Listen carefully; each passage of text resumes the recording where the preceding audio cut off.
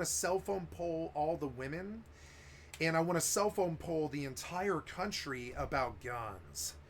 And I don't know what the solution is, but I think I guns is don't another care thing what the that. fuck anyone else thinks. Molin Lave. What? Say it again.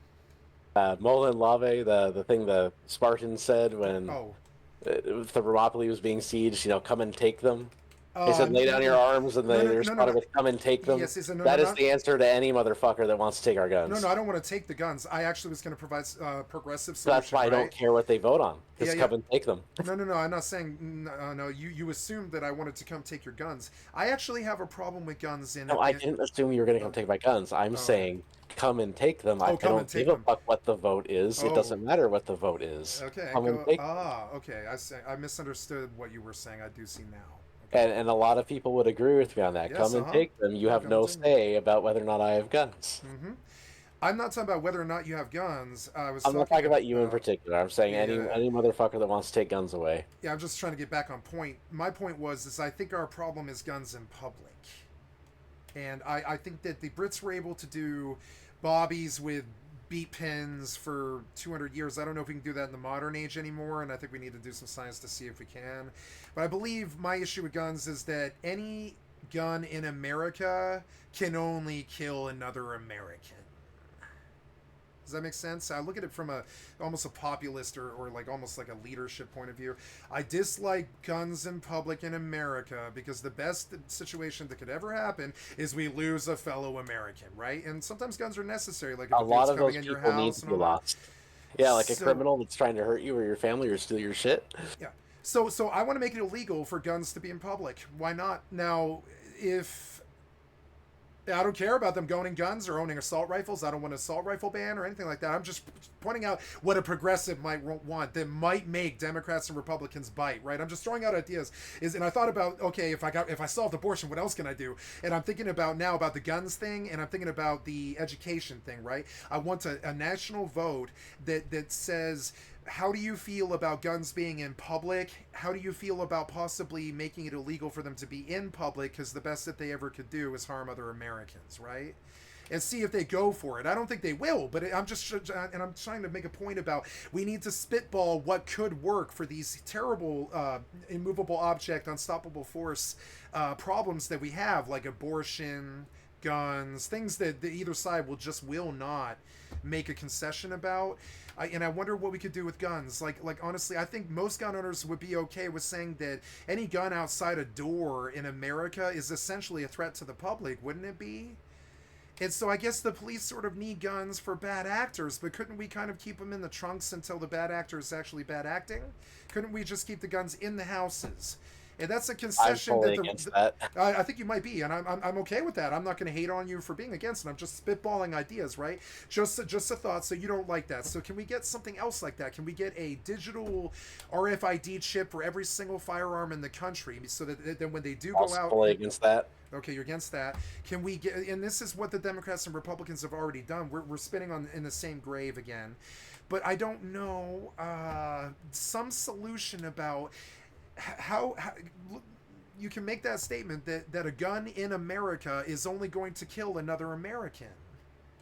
So, and I don't want to take your guns away. I need some vote or some. I want a think tank that queries everybody's cell phone in the entirety of the country and asks them what they think we can do to solve the issue. Because I'm not sure the government is taking the public's opinion. I don't think. Are they? I mean, does the government listen to the gun lobby or do they listen to the scientists who tell them what the gun statistics are? Because I don't want to take the guns away from Americans. I don't. I believe in Americans' right to bear arms. I believe it's in the Constitution for a reason. I don't want to take the guns away, but we obviously have a terrible problem with gun violence. Oh So, my fucking Hellcat. what? What? Remember how yesterday I told you you couldn't have your auger? Yeah. Because I knew we'd found a Oh, the fuck ton parts of are in the motorcycle box. parts The parts are in before the it. box. Yeah, they're The probably in the parts were box. in a box on my location. I just found 14 of them in a box you set down. Oh, well, at least I didn't scrap them or throw them on the ground, right? Yeah, but I found all 14 fucking parts that just disappeared that I knew we had and I couldn't find. You have to understand, I'm an idiot. I'm a scatterbrain. They're all here. You have the same issues with me that everybody else Oh, had with and me my my entire 84 life. duct tape. My 84 duct tape for here too. And you better not hate on me for it, or your autistic son is going to put you through it your whole life. Huh? Your autistic son's going to put you through the same thing. Watch. You're going to hate it just like you hate it when I do it. Watch. And so don't judge me. Don't judge me. It'll come back around. You know what God does. What comes around, what goes around comes around, right? So if you judge me for being autistic and stupid and scatterbrained, you're going to have an autistic son. You're going to have an autistic son who drives you crazy and leaves bikes all over the fucking country, right? You're going to have to go pick them up after him. So don't hate on me, okay? Watch out, I saw a dire wolf in the area around where you're driving. Yeah, he killed me. Yeah, that's why I'm coming back. Oh. Yeah. Is it still there? I don't know. I put 18 rounds headshot into him with the... no, my dire wolf was at the river. Okay, I saw one over here around where the police station is. Well, I'm full up, so I'm going to head back. But if you want, you can loot the rest of those boxes, because there's a lot of stuff I couldn't pick up. See, my clan loved me because I get them talking about everything under the sun. It doesn't matter. I'm a good icebreaker. I've always been very good at parties. Women love me and all this. But the other problem is I don't stop, right? I just keep going. And so it just spins up and nobody can get anything done. I had a guy shoot me in the face during a raid one time, so I would just shut up, you know? It's called motor mouth. It's really annoying. I hate it. But it's a good quality for a streamer, right? Did you at least pick up that ratchet? No. I don't need it to have an auger. You can't auger a car. Yes, you can. It costs fuel, but yes, you won't get the materials. You won't? You only get materials of disassembly with a disassembly weapon. I was augering cars to get fuel. Oh, I didn't think you'd get that. I've taken like a stone axe. It's not much fuel. And used to take apart consoles, and I the don't ratchet get is much iron. Preferred. Yeah, I'm going to get it. But I have the motor tool parts, so now we can actually make augers. Oh, you can auger anything. Yeah, now we have 18 parts, just like I thought we were supposed to have. Thank you. It's a wonderful ratchet. ILY, ILY. No homo. Oh my god, I'm gonna go break cars. I made one for myself too, and that's what I was just doing. Let's go break cars. Yeah. Cars. Let's go. Where's the best cars? It's like that checkpoint thing. I don't know where that is. I was going the direction I was going because that's where we had the amphitheater with a whole fuck ton of cars there. Remember? Yeah. I need more drop boxes now. You should go to bed, or your child will torture you in the morning. Oh, she's actually a very good little girl. You would be surprised how long she'll stay in a crib and not scream. Past 7 a.m., That's the problem. That's the problem. If she hears me, she's up right away. But if she doesn't hear me, she'll actually just quietly stay there and mind her own business for a long fucking time. It's the point where I can't just not get her. I have to actively go get her, or else she'll just stay there forever. Yep. She's such a good little girl. She's the bestest girl. Such a good girl. She doesn't scream. Yeah, that's a good point. It is 12:17, and I've just done a run. I guess the question is, do I need to craft anything first? I redid my spec, by the way. I took a learning elixir, so I have full 5 out of 5 salvage operations now. Your spec was fine. My spec's messed up.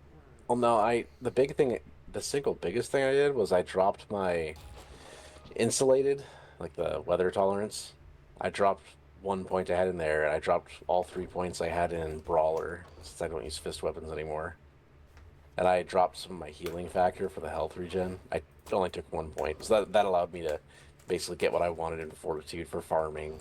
I was able to go in strength 7 out of 10 to get all the mining stuff, and 4 out of 5 boomstick and take Master Chef. I went deep enough in agility to get 2 out of 4 medium armor and 2 out of 4 parkour so I can jump better. I want to respec. We have the cat or Dukes. No.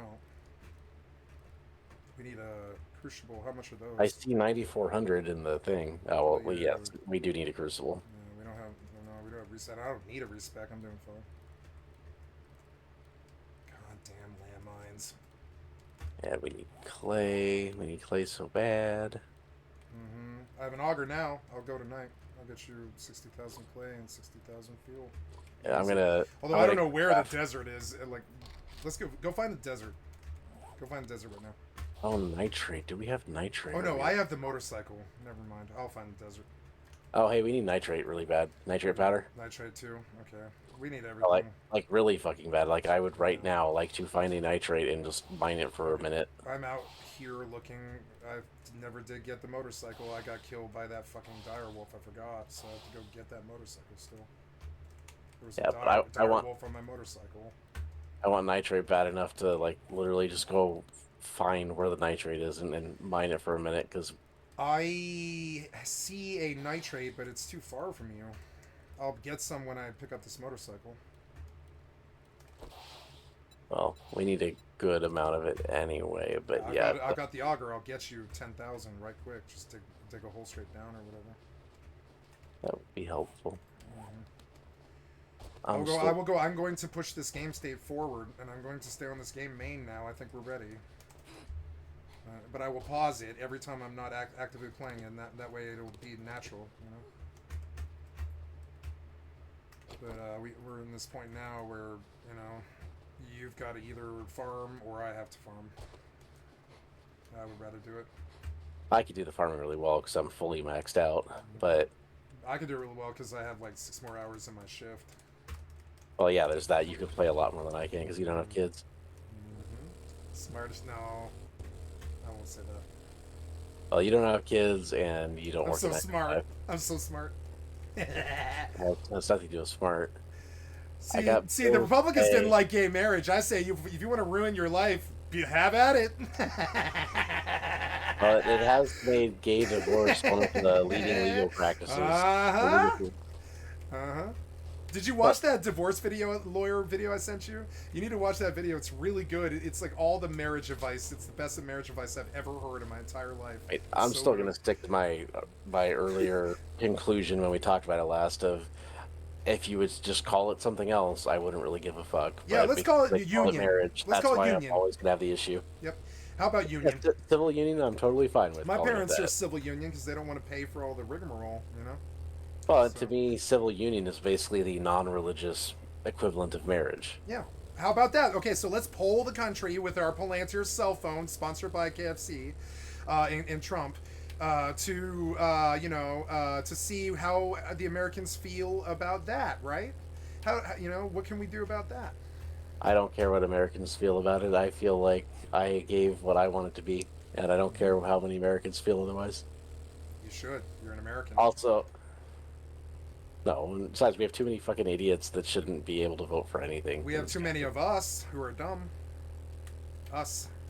No, I mean, there's too many people that are literally not informed enough to have an opinion. We are dumb. Those people are us. I You're a am real American. much That's more how you would look qualified at to have an it. opinion than You a don't lot of love people. American. You hate half the people here. If you were really American, you would think of it as us. Those are us people. That's us being dumb. That is us. You can pretend it's somebody else, but nope, that's an American. I'm Same not thing as you. I'm not a collective. You are a collective. You are the republic for which we stand. Yes, No. you are. You hate the other side way too much. You hate the other dumbers. But you are the dumbers. I am the dumber. We are the dumber. We are the people that you and I are the people that you hate. Your fellow Americans. And you must I don't hate people because they're Americans. I hate people that are Americans. Isn't that hating America? No, because I hate I know people it isn't. that are... I'm just messing with you. I know it isn't. Yeah. I'm trying to talk how a streamer talks, right? Streamers will make the dumb, disjointed logic that, oh, you hate America because you said you hate Americans. But no, it's very okay to hate Americans and be American, you know?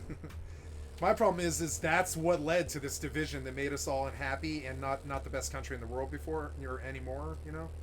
Is that... Not anymore. What country's better than the U.S.? I have a lot of problems with this country at this point, but I still like it more than the other countries.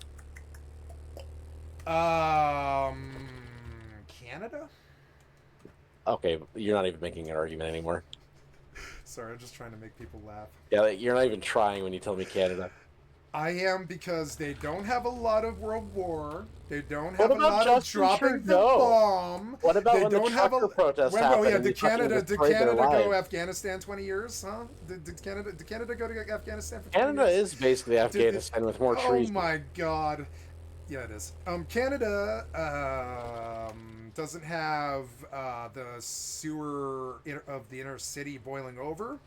Canada doesn't have socialized healthcare. I'm just kidding.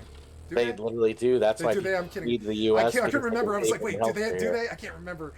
Canada has socialized healthcare. Do they? I couldn't remember. Yes, that's why people flee Oh here because here yeah, you can right. pay He money for talked about this in services. You can't Sicko, pay but for money there. see, I thought it was Wait, Cuba was the one that had that though. I thought it was Cuba, but it's both, right? that's why Canada has the maids program. Yeah, right. Okay. So I don't know shit about Canada. I've only ever been there in Niagara You even know what Falls the maids program is and because you just acted Vancouver. like you did. Maids program. I've heard of it, but I don't know what it No, is. No. maid, like someone that comes to your house and cleans, is what the acronym is. Oh wait, It's Canada has short. a maid come. It is short for medical assistance in dying. There is Oh, literally government assisted suicide as a cool. policy for anyone and everyone. Yeah, cool. We got 7 billion people. Kill them. Yeah, except like you're depressed for a month and the government will come in and give you some injections to take. No, no. The government should offer you the injection. Well, that's literally what Canada's MAIDS program is. Okay, thank you for enlightening me, Begum. So I have learned more in the last like 3 months of your friendship than I have in the last 5 years of internet. that's like, You are a fountain of knowledge, one of the most intelligent people I've ever met, and I love that about you. well, thank you. I suppose I That's spent a lot true. of time learning things that are useless in most contexts, but I still think they're important. See, I'm But emotionally intelligent, and I've learned that if you flatter smart people, telling them how smart they are, you remain their friends. I don't need to sing any praises of me for me to play video Somebody games with you. does. Somebody does. Anyways, no, but you do tell me about things like tonight. I will. What was I going to look at tonight? I'm supposed to look at AOC's Betrayal of America, and then what else? Oh, Tell me. Google Tell me. that. I don't think you're gonna find it with Let me those show the terms. little Republican because I got a ton of little Eichmanns in my channel. Let me show them why to hate AOC. What else should I show them?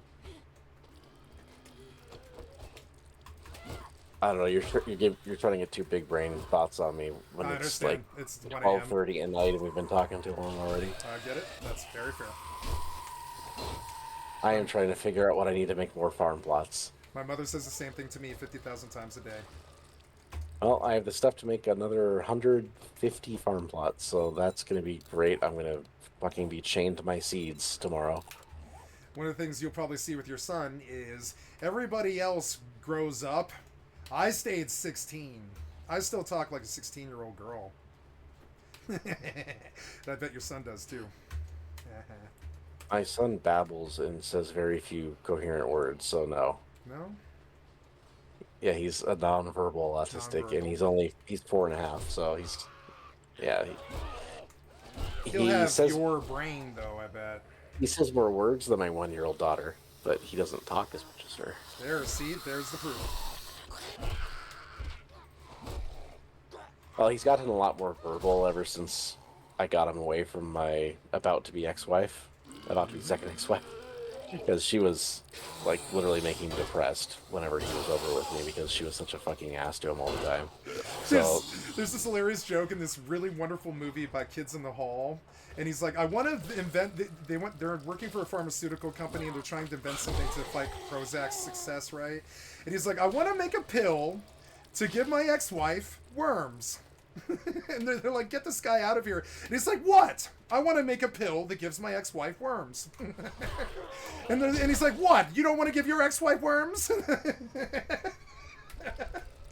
And they drag him out, but like the security comes and drags him out. And he's like, I will die for my right to give my ex-wife worms. but some people have healthier relationships with their exes where they don't want to just kill each other. Yeah, I hope that it becomes that at some point. I don't know if that's what it is know, right now, but I hope it becomes that. My first ex-wife, I've just kind of written her off as she's helplessly stupid. Take my ex-wife, please. Sorry. But my second ex-wife is fucking, well, soon-to-be ex-wife. She is fucking evil, like actually evil. She's not just being misled and stupid on her own. She's like, this woman is actually evil. So it's never going to change for her. She's always just going to be evil.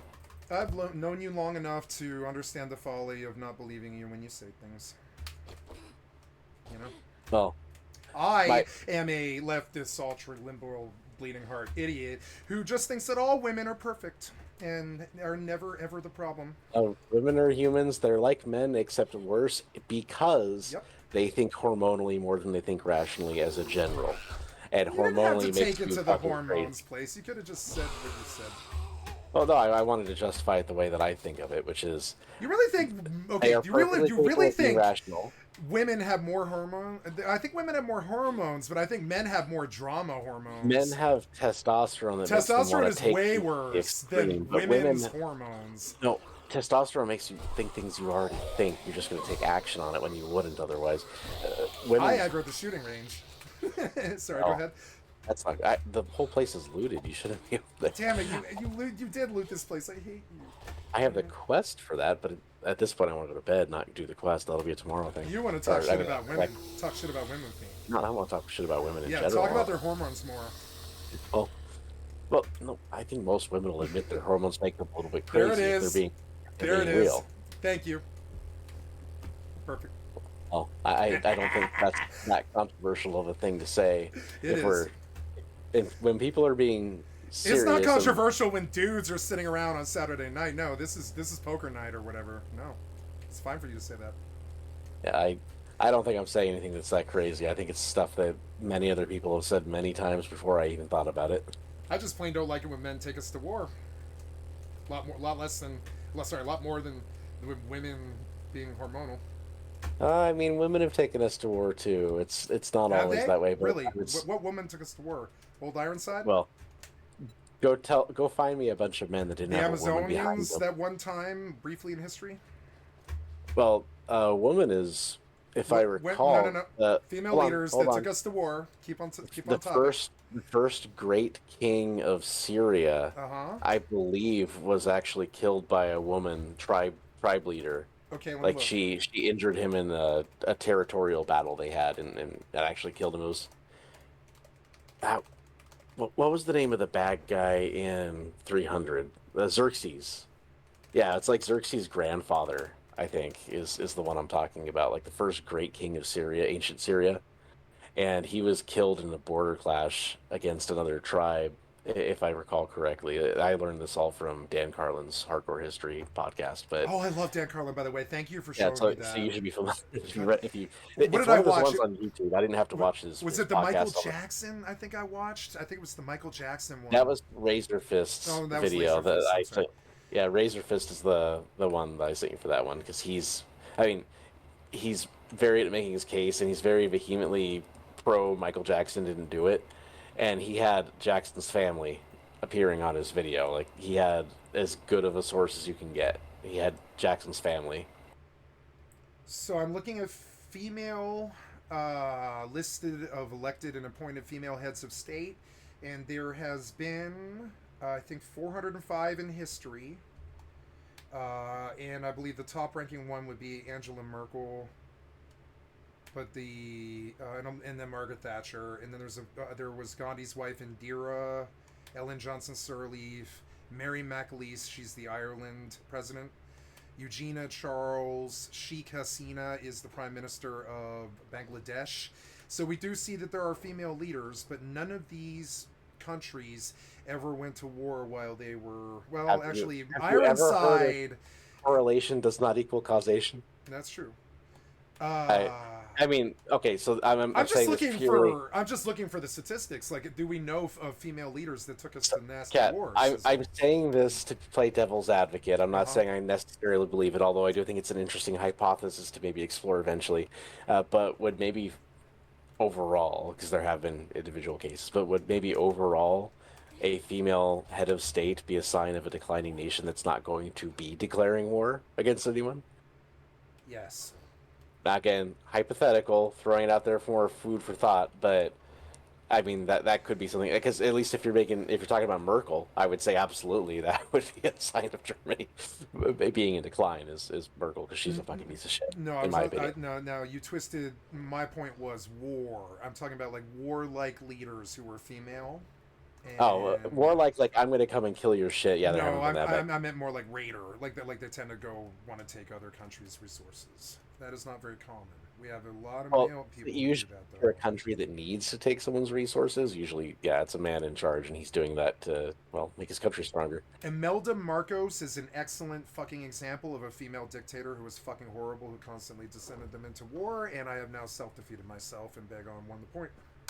Well, no, well, so there's no doubt that normally it's a man. I don't think that's even something you try to argue. I do think oftentimes the man is married and he has a woman behind him that could be, well, I love it. I love at the it. very No, you're least, not right. Yeah. fighting him on those as much. Yep. Now, that's not an absolute obvious. Like Like Adolf Hitler, for Billary. example, he wasn't married. He had lovers, but he wasn't married. And I don't think the women in his life were the ones making him do all the bad things he did. No, it was me.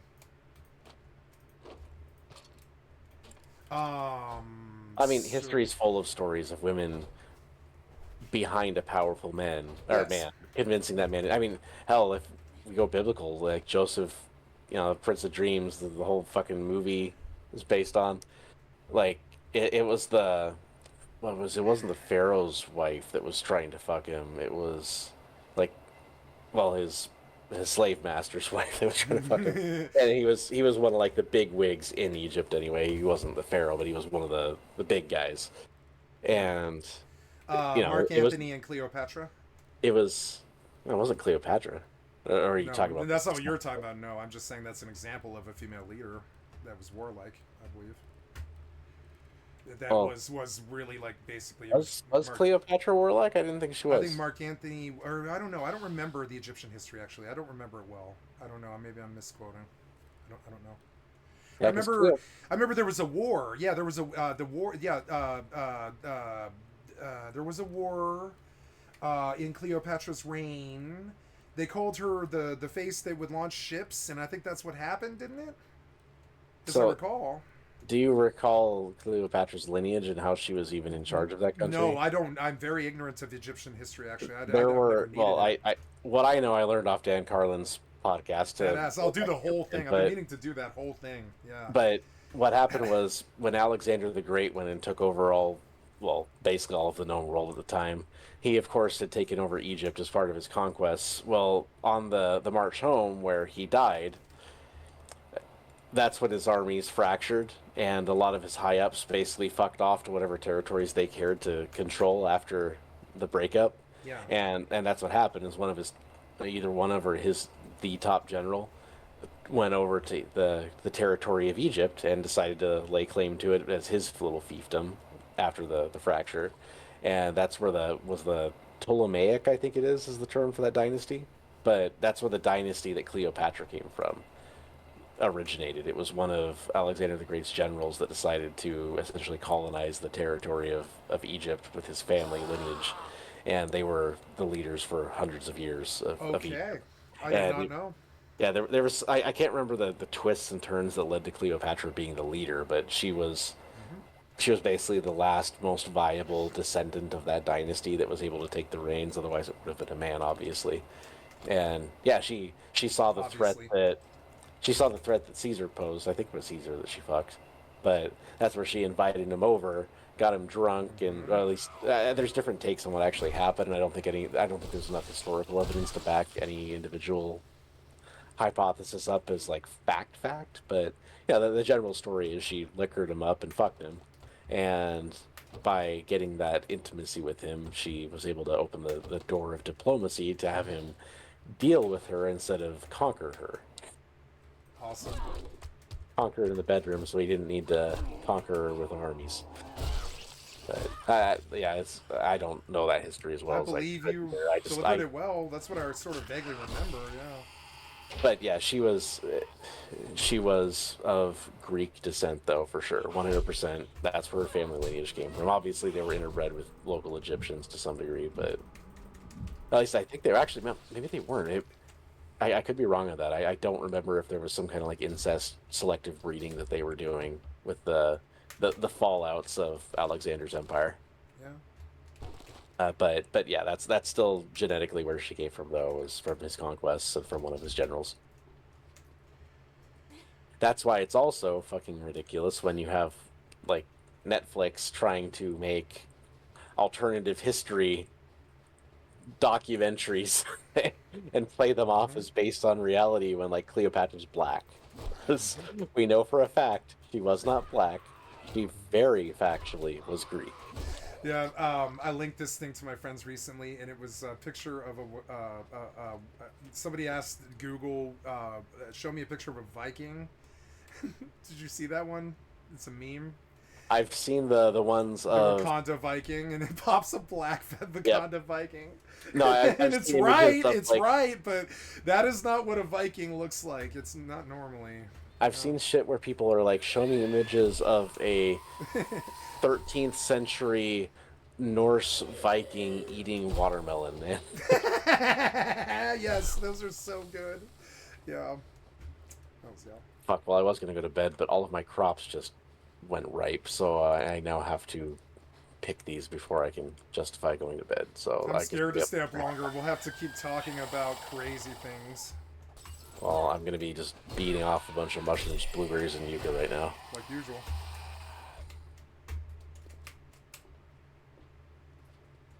I need to keep it down, probably because the walls aren't too thick, and my parents, if I'm not Really. whispering, they could be hearing me, and I should be letting them sleep. And maybe they're tuning me out or have a radio on. I don't know, but I don't want to be too disruptive when I'm normally asleep right now, of course. You'll be out of there soon, buddy. Give him hell. And I do need to sleep. I'm not paying my parents hell. They're not charging me rent. Ooh, they should be. Well, I'm in the middle of a life crisis, so Good point. I wouldn't say they necessarily should be, considering my circumstances. My parents charge me rent. Well, yeah, but if you're in the middle of a divorce and you got kicked out of your house because a woman fucking lied about threats and violence, I'm not making fun of you or else just so uh, funny. well, I know you're not, but I'm just saying, like, in my circumstances, I don't think it's unusual for me, someone, if the parents are capable of providing aid. Nope. If parents didn't help kids, all of my best friends would be dead. The kids would have no incentive or no reason to take care of the parents when they're old and feeble. Yep. No, I'm much more likely to want to help my parents when they're old and feeble than I would be if they weren't there when I needed them. I mean, believing in family community is a self-serving thing, but it's for good reasons. You know, it's supposed to, what goes around comes around. No, it's wonderful that you have the foundation. A lot of us don't. Oh, if I didn't have my parents, well, if I didn't have my family in general, I'd be kind of fucked. I mean, we're talking like ancestral wealth and stuff like that. I mean, my grandma's on my grandmother on my mom's side, well, grandparents on my mom's side, they're the ones that made any wealth that my family has, and you know, myself and my siblings, we are basically it's us and then our kids, so third and fourth generation, where the wealth is going to be gone, and you know, it's going to take a new entrepreneur in the family if we're ever going to have familial wealth again. It's like I've got my house, but after my divorces, I don't have any other money left, and I don't have a prestigious, high-paying job. So, you know, I've got my house. I'm gonna be able to live comfortably as long as I don't make any big fucking mistakes in my life. But I don't have like fuck off money, and I'm not gonna be able to buy my kids a college education when they're older. Yeah, one of the things that helped me lose weight was I started walking the road by my house, which is like a country road, and I realized that I don't like being away from my computer, which is kind of crazy. And so when I realized that if I were to exercise, it needed to be near the house, that actually helped me get the motivation. You know, a lot of people think go out to the gym, but how I lost 100 pounds was just walking on the road by my house. Well, I just try to be more active at work and starve the fuck out of myself. Starving doesn't work. Gotta exercise. Yeah, I'm starving all the time. I just learned to.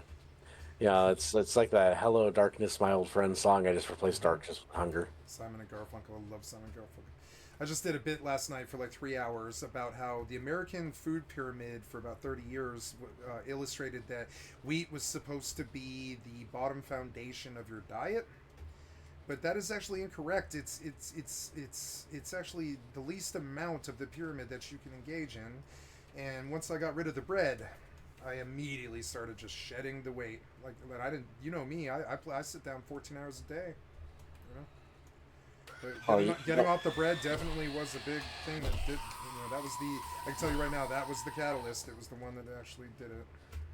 the wheat is not equivalent to bread, though. There's so many other ways to get wheat. Like for Mm-hmm. breakfast, I'm usually having raisin bran, and that's wheat, but it's healthy wheat. It's not like highly processed bread.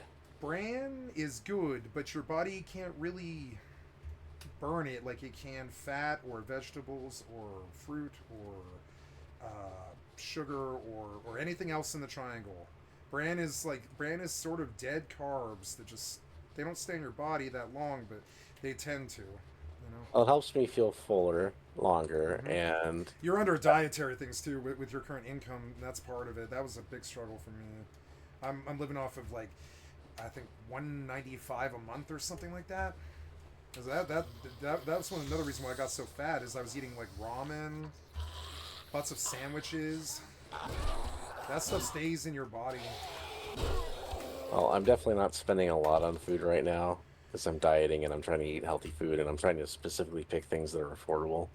I Yeah. mean, on a given day when let's say it's entirely my food, so like a work day where I'm not eating what my parents are making. Coincidentally, I'm eating what I bought.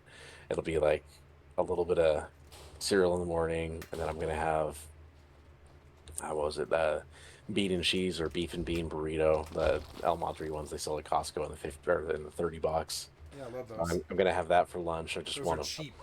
Yeah. Yeah, they're really cheap. I mean, And you they're get good too. Yeah. for 20 bucks you get 30 burritos. They're Mm-hmm. like what 60 or 70 cents or so. Yeah. But so I'll have that one of those for lunch, and then for dinner I'll get like a $4 frozen meal. So $4.70. Then the cereal's not much, a little bit of milk, and I get like Winco. So like I love bargain. Winco. I get bargain brand. I get store Mm-hmm. brand from a bargain store. So that's really cheap. It's like $2 for a box, and a box will last me a week and a half to 2 weeks. We have the Well, exact same diet, Big On. That's funny. so basically, what I'm saying is, if I eat a frozen dinner with those other foods, Yeah. I'm spending like $6 on myself a day. So times 30. What is that? Like 180 bucks that I'm spending on food if I don't eat out or get anything extravagant. That's actually pretty good. Yeah. No, it's gonna get better. Finances once your happiness and levels and all that and your like closure and stuff gets better, the finances just sort of usually fall in place right after.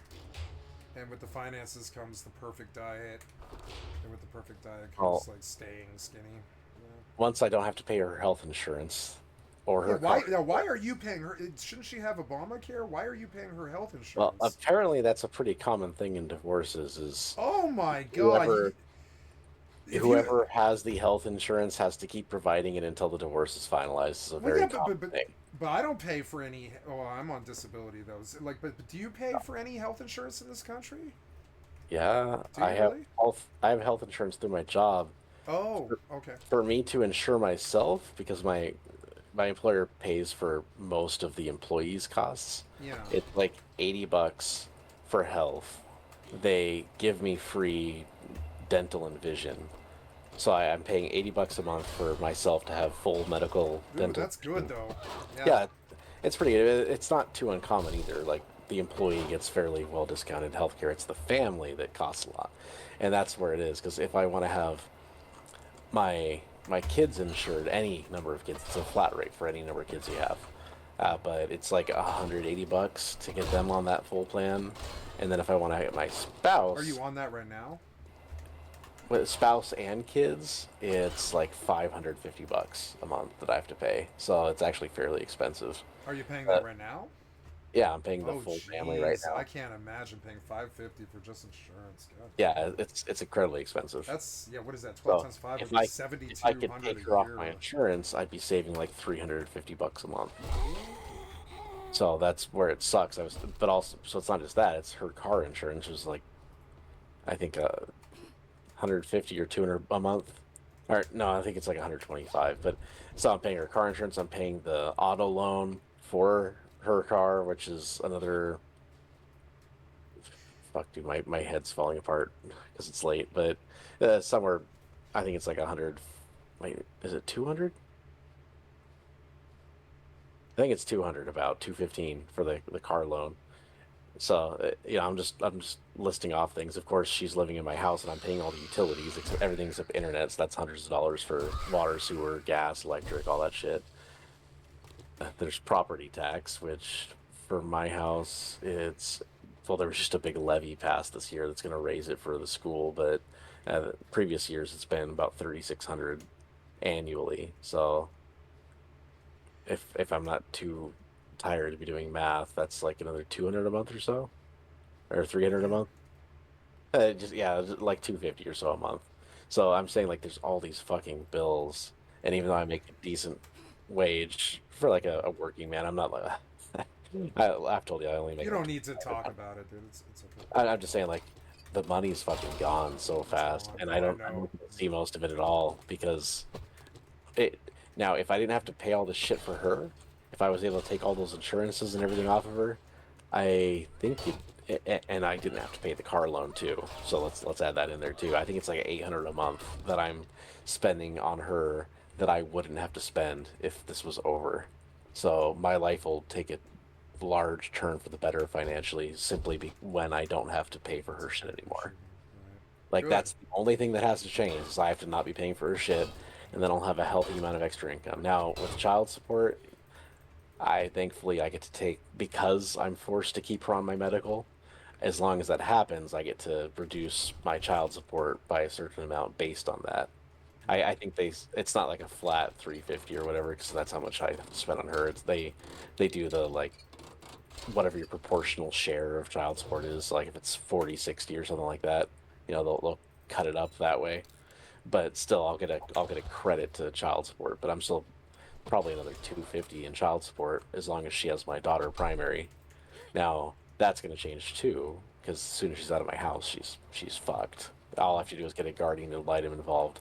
I have my entire family except one of my four siblings lives in town within just a few minutes of my house, and even that one sibling is actually in the process of building a That's house across the awesome. street from my parents. So I'm gonna Yeah. have. Oh, actually, I'm sorry. My little brother is in the army and he doesn't have a house here, but I have What's still I his have. rank? I don't fucking know. Is it private? He's higher than private, but Oh, I don't know nice. what his fucking rank is. Alright. But Just curious. that's the point is I have a lot of family. I have family friends too. Like my best friend's family is in town, and they're always accessible if I needed someone for childcare or something like that, as long as they're not already busy. But if it's an emergency, I'm sure they do what they had to help me. The point is I have a very large support network in town. Yay! My soon-to-be ex-wife has no support network. The only family she has is her mom and stepfather's family, who are Is she a homeless, liberal? limited van. I'm just kidding, Is Big. she liberal? Yeah, I asked you if she was liberal. Well, she portrayed herself as a mix where she supports Trump, but she has a lot of lefty things that she at least leans towards. Is she Yeah, hot? it's a mix. No, she's like a Oh. 2 out of 10, Oh my god. and she's morbidly obese and has been getting only fatter since this happened. So no, she's not attractive. Oh, I'm sorry. I only let her into my life because of how in the dumps I was after my first divorce. I figured all these things lined up as far as her being loyal and not fucking leaving me like my first wife did, and I was willing to look past how Yeah. lacking she was in the physical department. Yeah, I know when people are looking for security and that's your vibe. You're looking for no shots, no alarms, no surprises. Yeah, that's what I thought I was getting with her. Obviously, I got a fucking cold slap of reality in the face, but that was my motive. That was my motivation that made me overlook other things that were Commendable. Yeah. wrong with her. Yeah, so I like that you but did. That's good. but once I get a guardian ad litem involved though, she's gonna lose hard, and she'll be I don't think she'll get 50-50 unless if the guardian ad litem just has a hard on for 50-50, because some GALs just really like 50-50 as an idea, and they don't like one parent having primary, so they'll, unless if there's like one of them's a drug addict, they'll pretty much always side for 50-50. So I'm gonna act like that is a possible reality because it is, but but realistically, I'm either going to have primary custody or at worst 50-50. I'm going to have the house. Uh, the only thing she's really going to take with her is going to be my car. Yeah, the car that she drives, because it's her primary vehicle, and I have a vehicle of my own that is entirely my own that she has no claim to at all. Some would say you got the kids, she got the. Well, you both got kids. You both got Well, blessed. yeah, with the car, she traded in her car for 6,000 value.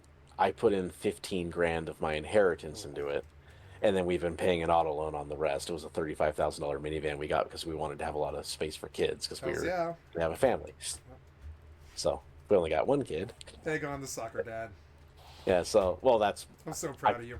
I've always had cars that were never, never, ever above 12,000, and that's for like a fairly new, lightly used vehicle. Like I Me haven't had. neither. I've never had a car over 4 grand. To be honest. Yeah, well, like my first car, I paid 2 grand for. I think was first car I ever had was 2 grand, and my parents paid half of it. It was from some church family that was moving out of state, and they had to get rid of their car. This is how I got my very first vehicle. But like whenever I've had a car, it's always been under 12 grand, usually more like 10. So spending 35 grand on a used van from California was just alien to me and very hard to swallow. I'm from the lower class. I've owned, I think, 9 vehicles. All of them 2 grand. All 9 of them. Yeah, so but Beaters is what we but call my beaters. point was, I've invested more than twice what she has into Mm-hmm. that van, so it Yep. is my van. Yep. But I see her getting the van because it's her primary form of transport, and she did have to sell her car to help get it. You should But try something interesting here and ask the lawyer if you can get the van 2 weeks of the month. nah, And that's ridiculous. Uh, it is well, ridiculous, but it's still funny. It's better than zero, Begon. yeah, I'm whatever. just trying to think of it as like how a lawyer would look at it, right? Could the lawyer fight for half the van's usage for No, you? it's a Trump art of the deal big ask. It is. Mm, I'm going to ask for this because I am entitled to it, and because it's one of those things. It's a fallback as far as negotiations. It's very easy for me to let her have that. It doesn't hurt me no. if I let her have that. But by letting her have that, I can get what I actually want. Like, it gives me more leverage. Okay. I see. So you want something from her, which is Uh, custody, So right? I think the Trump term for it would be the big ask. Like The big you're ask, asking for yeah. something you're not expecting, so when you get something less than you Mm-hmm. asked for, you're happy, and you just tricked an idiot into giving you more than you had to.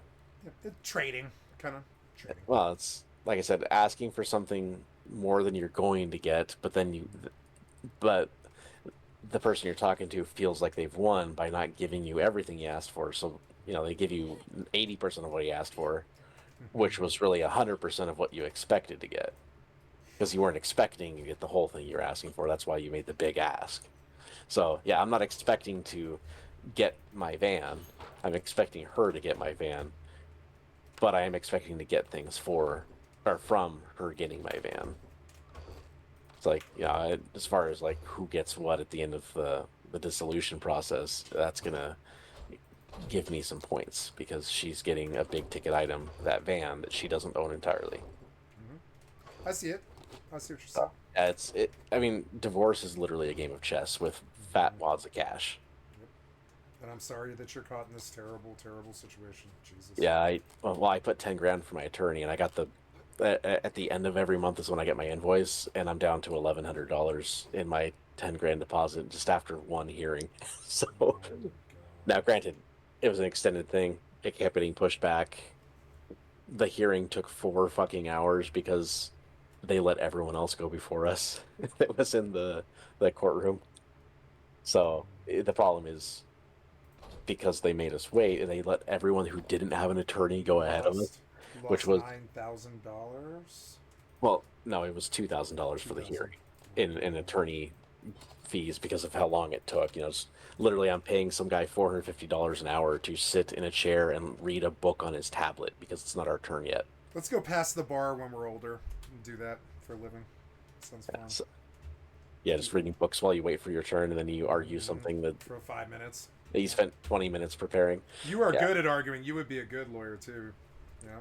It's too many rules to learn. I'm good at It learning is. rules, but there's too many rules for that shit. Oh, I bought you Gothic 3 last night because it was $2.50. That's the Croatian Skyrim. It got a 9.5 for its time way back in 2003, I believe. And it has the production value, lore, and full voice of a Skyrim.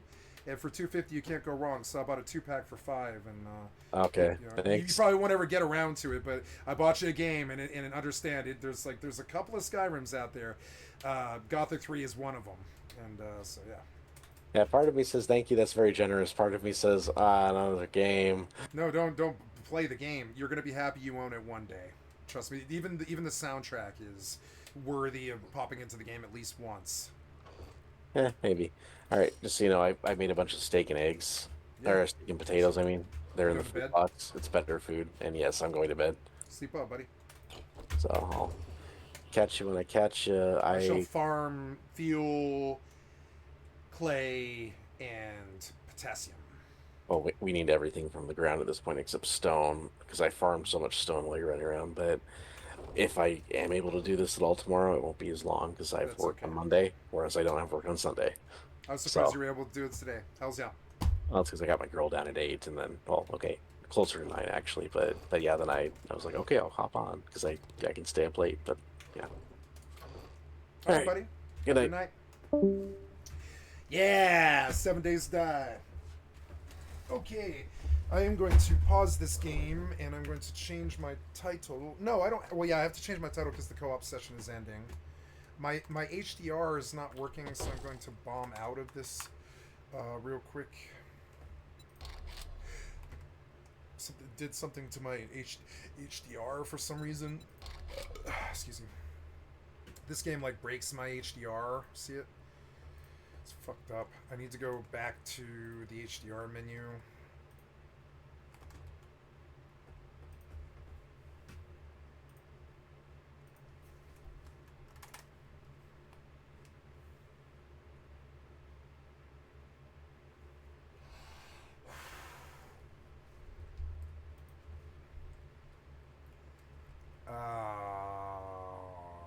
Display.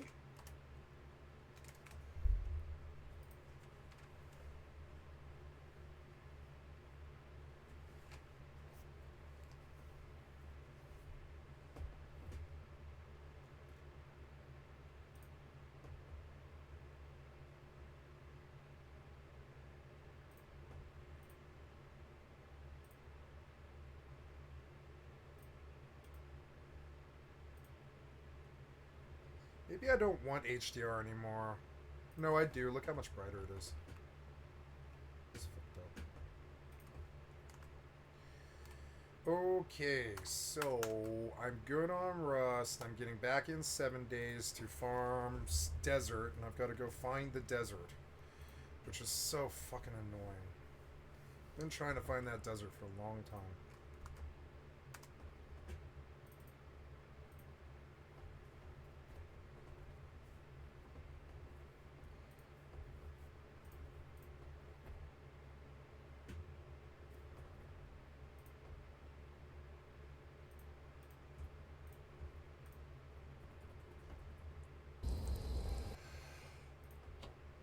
Speed tests. How New many are Chris accused? Tyson allegations. And oh, I gotta change my title. Right. Coming through. Restore for zombies. EVE Online. Oh, hello. Activated shield mode and able to protect and restrict chat. Hopkins 2006 has activated shield mode and enabled settings to protect and restrict chat. Does Hopkins have the does Hopkins have the power to do that still? It's cool that he does. At least he didn't harm me, I guess. Moderation. Where are we? We are settings, moderation, automod rule sets, and ban evasion detections, and my stream permissions. Channels you can manage. People constrained to your channel. Nobody. Where is the admin settings? Raid, denial, raid, channels you can manage them. You can restrict your channel, brand, schedule, future content, Moderation, ban evasion detection, block, chat verification, streamer survey. Oh yeah, the streamer survey. But I am looking. Oh yeah, the affiliate stuff. Cool. Looking for. You know, I'm gonna re-promote. Here we go. Roles manager. Right. Welcome to roles.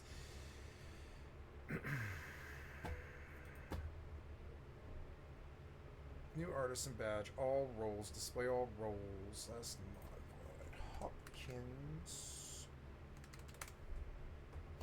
20 something or another. Where is this? It is home. Stream manager.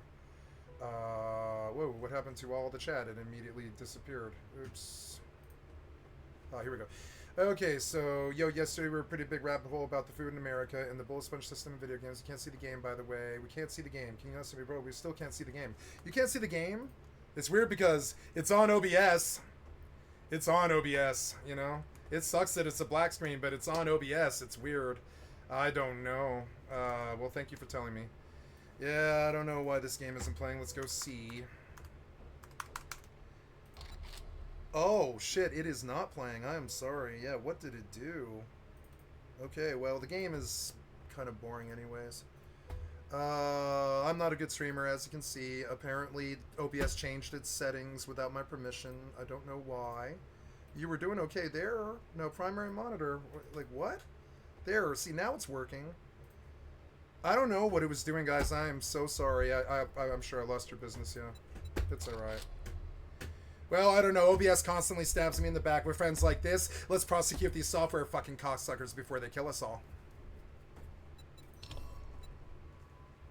I don't know. Just another piece of fucking software failing. Sorry, guys. Don't know. Don't know how I just went fucking 6 hours because on the OBS it was showing the game. I've been watching the OBS all night. So I'm sorry, guys. Just some kind of... It's still showing the game. So I don't know. I don't know if you're seeing it or not. Let's see. My tablet monitor is showing it now. Shit. I have to go back and look at a video now. That sucks. Did I lose my fucking session? I'm so sorry. The piece of shit software. I've been streaming for 3.5 years. I've not changed any settings. Not one. It constantly just goes in and out, breaks, black screens, left and right, scrabbles the screen, doesn't matter. OBS is by hands down the worst program I have ever fucking used. Absolutely. Streamlabs was 100,000 times worse, but OBS is like the most crazy cartoon character of a software fucking piece of software. It'll do anything it wants to do. I don't know. I've been fucking tar wrangling this fucking piece of shit software for 3 solid years, and it's damn near giving me a fucking aneurysm or something. I don't know. OBS is... I can't even get started on OBS, or I would scream about it right now for 5 hours straight. I can't get started on OBS, and I am so sorry, guys. It's not my fault. I've not changed any settings. It's showing me that I'm streaming to you. I don't know. Without being able to detect that it's lying to me, I don't know what else I can do. I am so sorry that you couldn't see. I don't know what to do. I can't make OBS be competent. I can't tell if it's lying to me. It was lying to me and I couldn't tell. How would I know? So sorry, I don't know. I didn't mean to disenfranchise or lose anybody here. I'm terribly sorry. I don't know when it's being completely incompetent and shitty. I'll go see what I did. God damn it. Hey, I got some of the session on Rust, which is good. Did I not change the title? Oh, no, I didn't change the title. Son of a fucking bitch. 7 Days to Die. 7 Days to Die. EVE Online and FFXI. Horizon. Rust done. Let's go see what people said. Backshot Rick, can you not see my chest, bro? Shield mode's on. We can't see the game. Okay. Thank you, Backshots Rick. Thank you so much. Thank you for letting me know, buddy. OBS misled me. Screen didn't reflect. Sorry, couldn't have detected it. It did when you told me. Thank you. It's still frozen. Your screen is still frozen. I bet it is. I bet it. I mean, OBS sucks so much dick. It doesn't surprise me. I'm sorry. I mean, I bet it was. I bet it was. OBS sucks so much dick. It's like tar wrangling a herd of cats. It'll do whatever it wants. It's the worst piece of shit program I've ever used. Short of Microsoft. You know. I don't know. Can't do anything about it. Hopkins knows I've sat there and yelled for 3 solid years about OBS. I can't do anything about OBS. I need it to be competent, and it's not. It is not. I am so sorry. Let's go back and see what I lost and what I didn't. Oh my god. Hey. Oh my god. What's up? I can't believe It's I black Skycat screened Live. for 3 What's up, fucking what's up, hours. It's 7:10. What screen are you on, you I got piece a of late shit? start tonight, Fuck so you, I'm ready to Microsoft. start Can you doing even shit get the today, fucking thing on the right take screen? friendship, You're so yeah. bad. Jesus Christ, shut the fuck up and get competent. Why are you allowed to charge billions of dollars while you fuck people over with your terrible programs that can't even alt-tab right? Come on, man. So, okay. So, hey, I made it like I am currently 6 hours into this shift, and I lost, oh my god, I lost 3 hours of the fucking shift. I'm the worst streamer that's ever lived. You're muted, buddy. Yeah, I was muted and I was black screened today. Oh my god, I'm bad. When I alt-tabbed, it froze the OBS. See it? When I alt-tabbed, right here, it just froze the OBS on this screen for some reason. I don't know why. Look, I alt-tabbed and it just...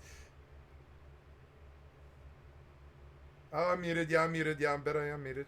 Okay, well, anyways, I'm incompetent. I'm sorry I delivered so incompetently. I don't know. I can't control OBS. It just fucking alt tabs and completely starts fucking me, I guess. And so you guys saw one screen for 10 hours, huh? That's fun. Well, thank you for watching, I guess. Thank you for letting me know. Can't believe I have to watch OBS. I have to watch it like I have to put the tablet monitor. One of the things one of the reasons that this is happening is my tablet is not stood up where I can see it well, and I will change that, and that's something I can do to kind of prevent what just happened. I am so sorry. Thank you for letting me know, guys. I am so sorry. So there we go. Verified only. There we go. Blah blah blah. I'm putting the tablet where I can see it, and that will show me if this ever happens again. And I've never ever had this actually happen. Hopkins can tell you I've never actually had it freeze the screen on BP before. That's a new thing. I will watch it like a hawk in the future. I've got the tablet all set up right next to the computer screen. Thank you for letting me know. And in the future, I will watch the tablet like a fucking hawk to make sure that it's reflecting what my secondary monitor is showing. Like I think I can even show you guys, right? Yeah, I can. So there's my side table. And as you can see, I always have like a little 1920 by 1080 monitor there, like running my stream information stuff, so I can see it. And it was showing me the game, but what it was actually doing, it was showing me my second desktop, it was showing me my second client, which is weird because it's on display capture, but it locked a screen because OBS had some kind of fucking fart or hiccup or something, and it decided that I was running game capture when I wasn't. You can like literally see it here. I'll pull the now what's that sound? Oh god, pause you. Oh, am I dying? Wait, no, I am hungry. Yeah, I'm dying of hunger. Yeah. Oops. So, yeah, so when my EVE Online, when you saw where it happened there, 2 hours and 45 minutes into the 6 hour stream, and I'm sorry, but hey, I'm here 105 hours a week, 420 hours a month, you know, losing 3 hours isn't that bad, you know, it's like 3 of the 420 hours that you guys are going to get this month. Don't hate me. I won't always do this to you, I promise, and I'll watch the tablet, and now you're on ad. But anyways, I'll watch the fucking tablet, you know, you probably can't hear me, but anyways, I'll watch the tablet like a hawk right next to the television screen now in the future to avoid what I just did. And I am terribly sorry. I'm not a good streamer. I'm brand new at this. Only been doing it for a couple of years, and I would say I have at least one OBS problem every single day of my entire life, and probably will for the rest of as long as OBS lasts. I've not had a good history with OBS, and I apologize for having that weakness as a streamer.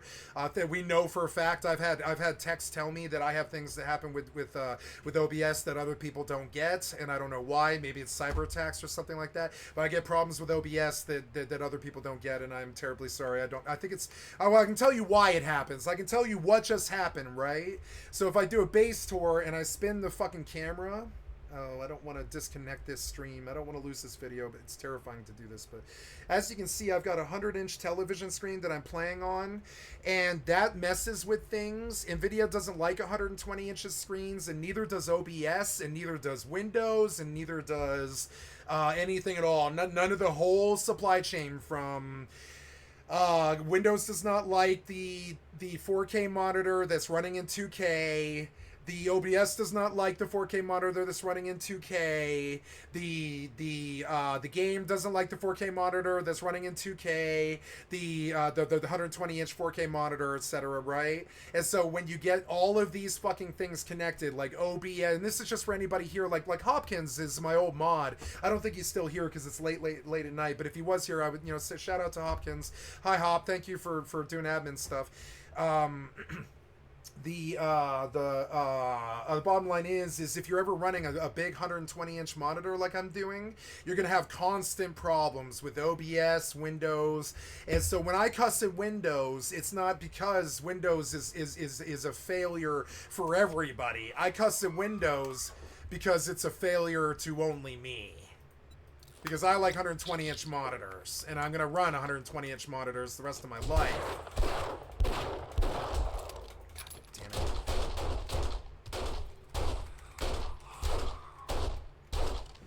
And so, oh, fuck.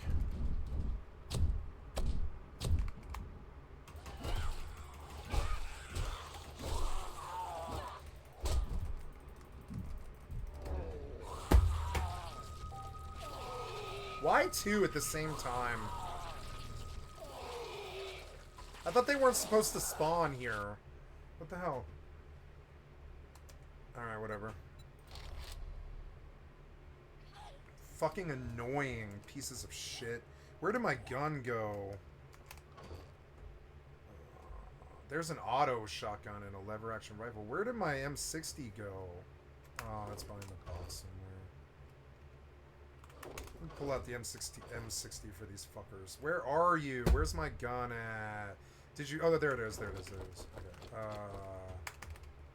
Yeah, I have enough. Where'd you guys go? You killed me and then you despawned, I guess? Okay. Alright, well, anyways, so now I have to ride the motorcycle. Oh, I need to pick up the bike. Oops, I need to pick up the bike. Okay. Oh, because of the storage? Yeah.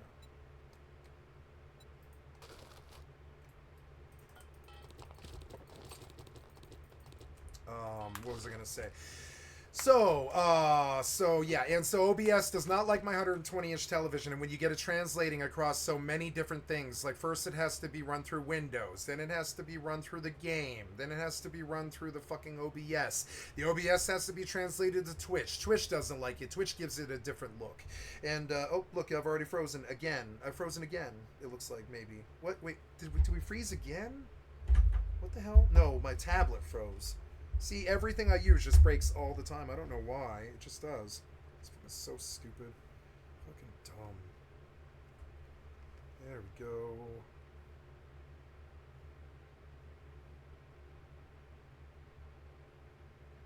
There we go. Are you showing? Yeah, I gotta get my tablet running. It was like frozen.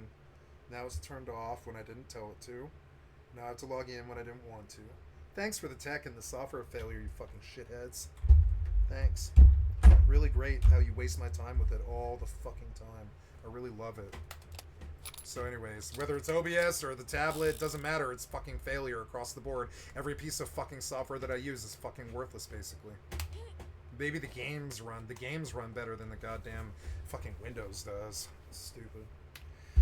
Anyway, so now, so yeah, and after all that translation, like like if I do something like Alt Tab, it can do weird things like what it just did, where it moved my EVE Online to my secondary monitor and changed my OBS to the secondary monitor. Now I didn't tell it to do that. I didn't move EVE. I didn't tell it to do any of that, right? But it did it, and I'm sorry. And I lost like 3 fucking hours of a really good stream because of it. I wasted the time on the video, and I killed the whole session because of it. So if you feel that I don't care, that is not the case. I care. It's just that, like, I can't do anything about that. I'm gonna publish a 3-hour dead fucking screen tonight because I can't do anything about it. The software fails. There's nothing I can actually do. I don't run OBS, so I can't make the software actually work, you know? And so there's nothing I can actually do. I can just catch it and try to fix it and try to watch it for the future. And thank you for letting me know. That's a really solid thing for you guys to do. Thank you so much. Alright, now I gotta go find desert, which is like, I don't even know. I'm going north now, fuck that. Or I'm gonna go, yeah, I'm just gonna go due north and find out what's north. It's probably desert.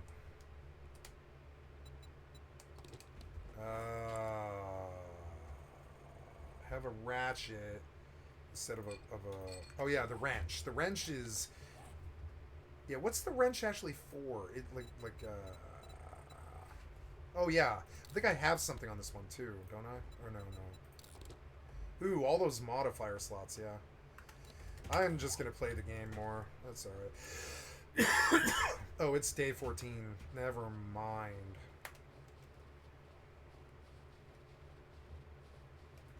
It's 14, and at the end of the day, I'll have to fight them. That's alright. I'll just sit there. I don't want to waste the ammo. I'll just box up and mute it. So I'm leaving and I'm full. God damn it, I hate this game when it comes to inventory. Come on, man. Yeah. I'm gonna turn on a Tom Dark video, which was in my history, but is now gone. Oh no, there it is, So, okay, and we got this posted. Very good. Got a lot more videos posted and stuff. And new Chris Tyson. Accusing Mr. Beast of running illegal lotteries and overall being a giant piece of crap of doggy doo-doo, okay? Nope, so Mr. Beast is fine. He's done nothing to cancel his career or anything to do with it. Nope. Should we cancel people for what their friends do? Absolutely the fuck not. Many of my friends have caused deaths, drug addictions, losses, divorces, car crashes, all kinds of things. And if I was judged for what they did, I'd be dead, you know? I didn't do those things, but they did, some of them. And so, you know, and yeah, and if I was judged for what they did, the world would be a broken piece of shit place, and that's not traction that you're going to get on the internet. The internet's never going to agree with you if you say that, you know, you should be canceled for something that your friends do.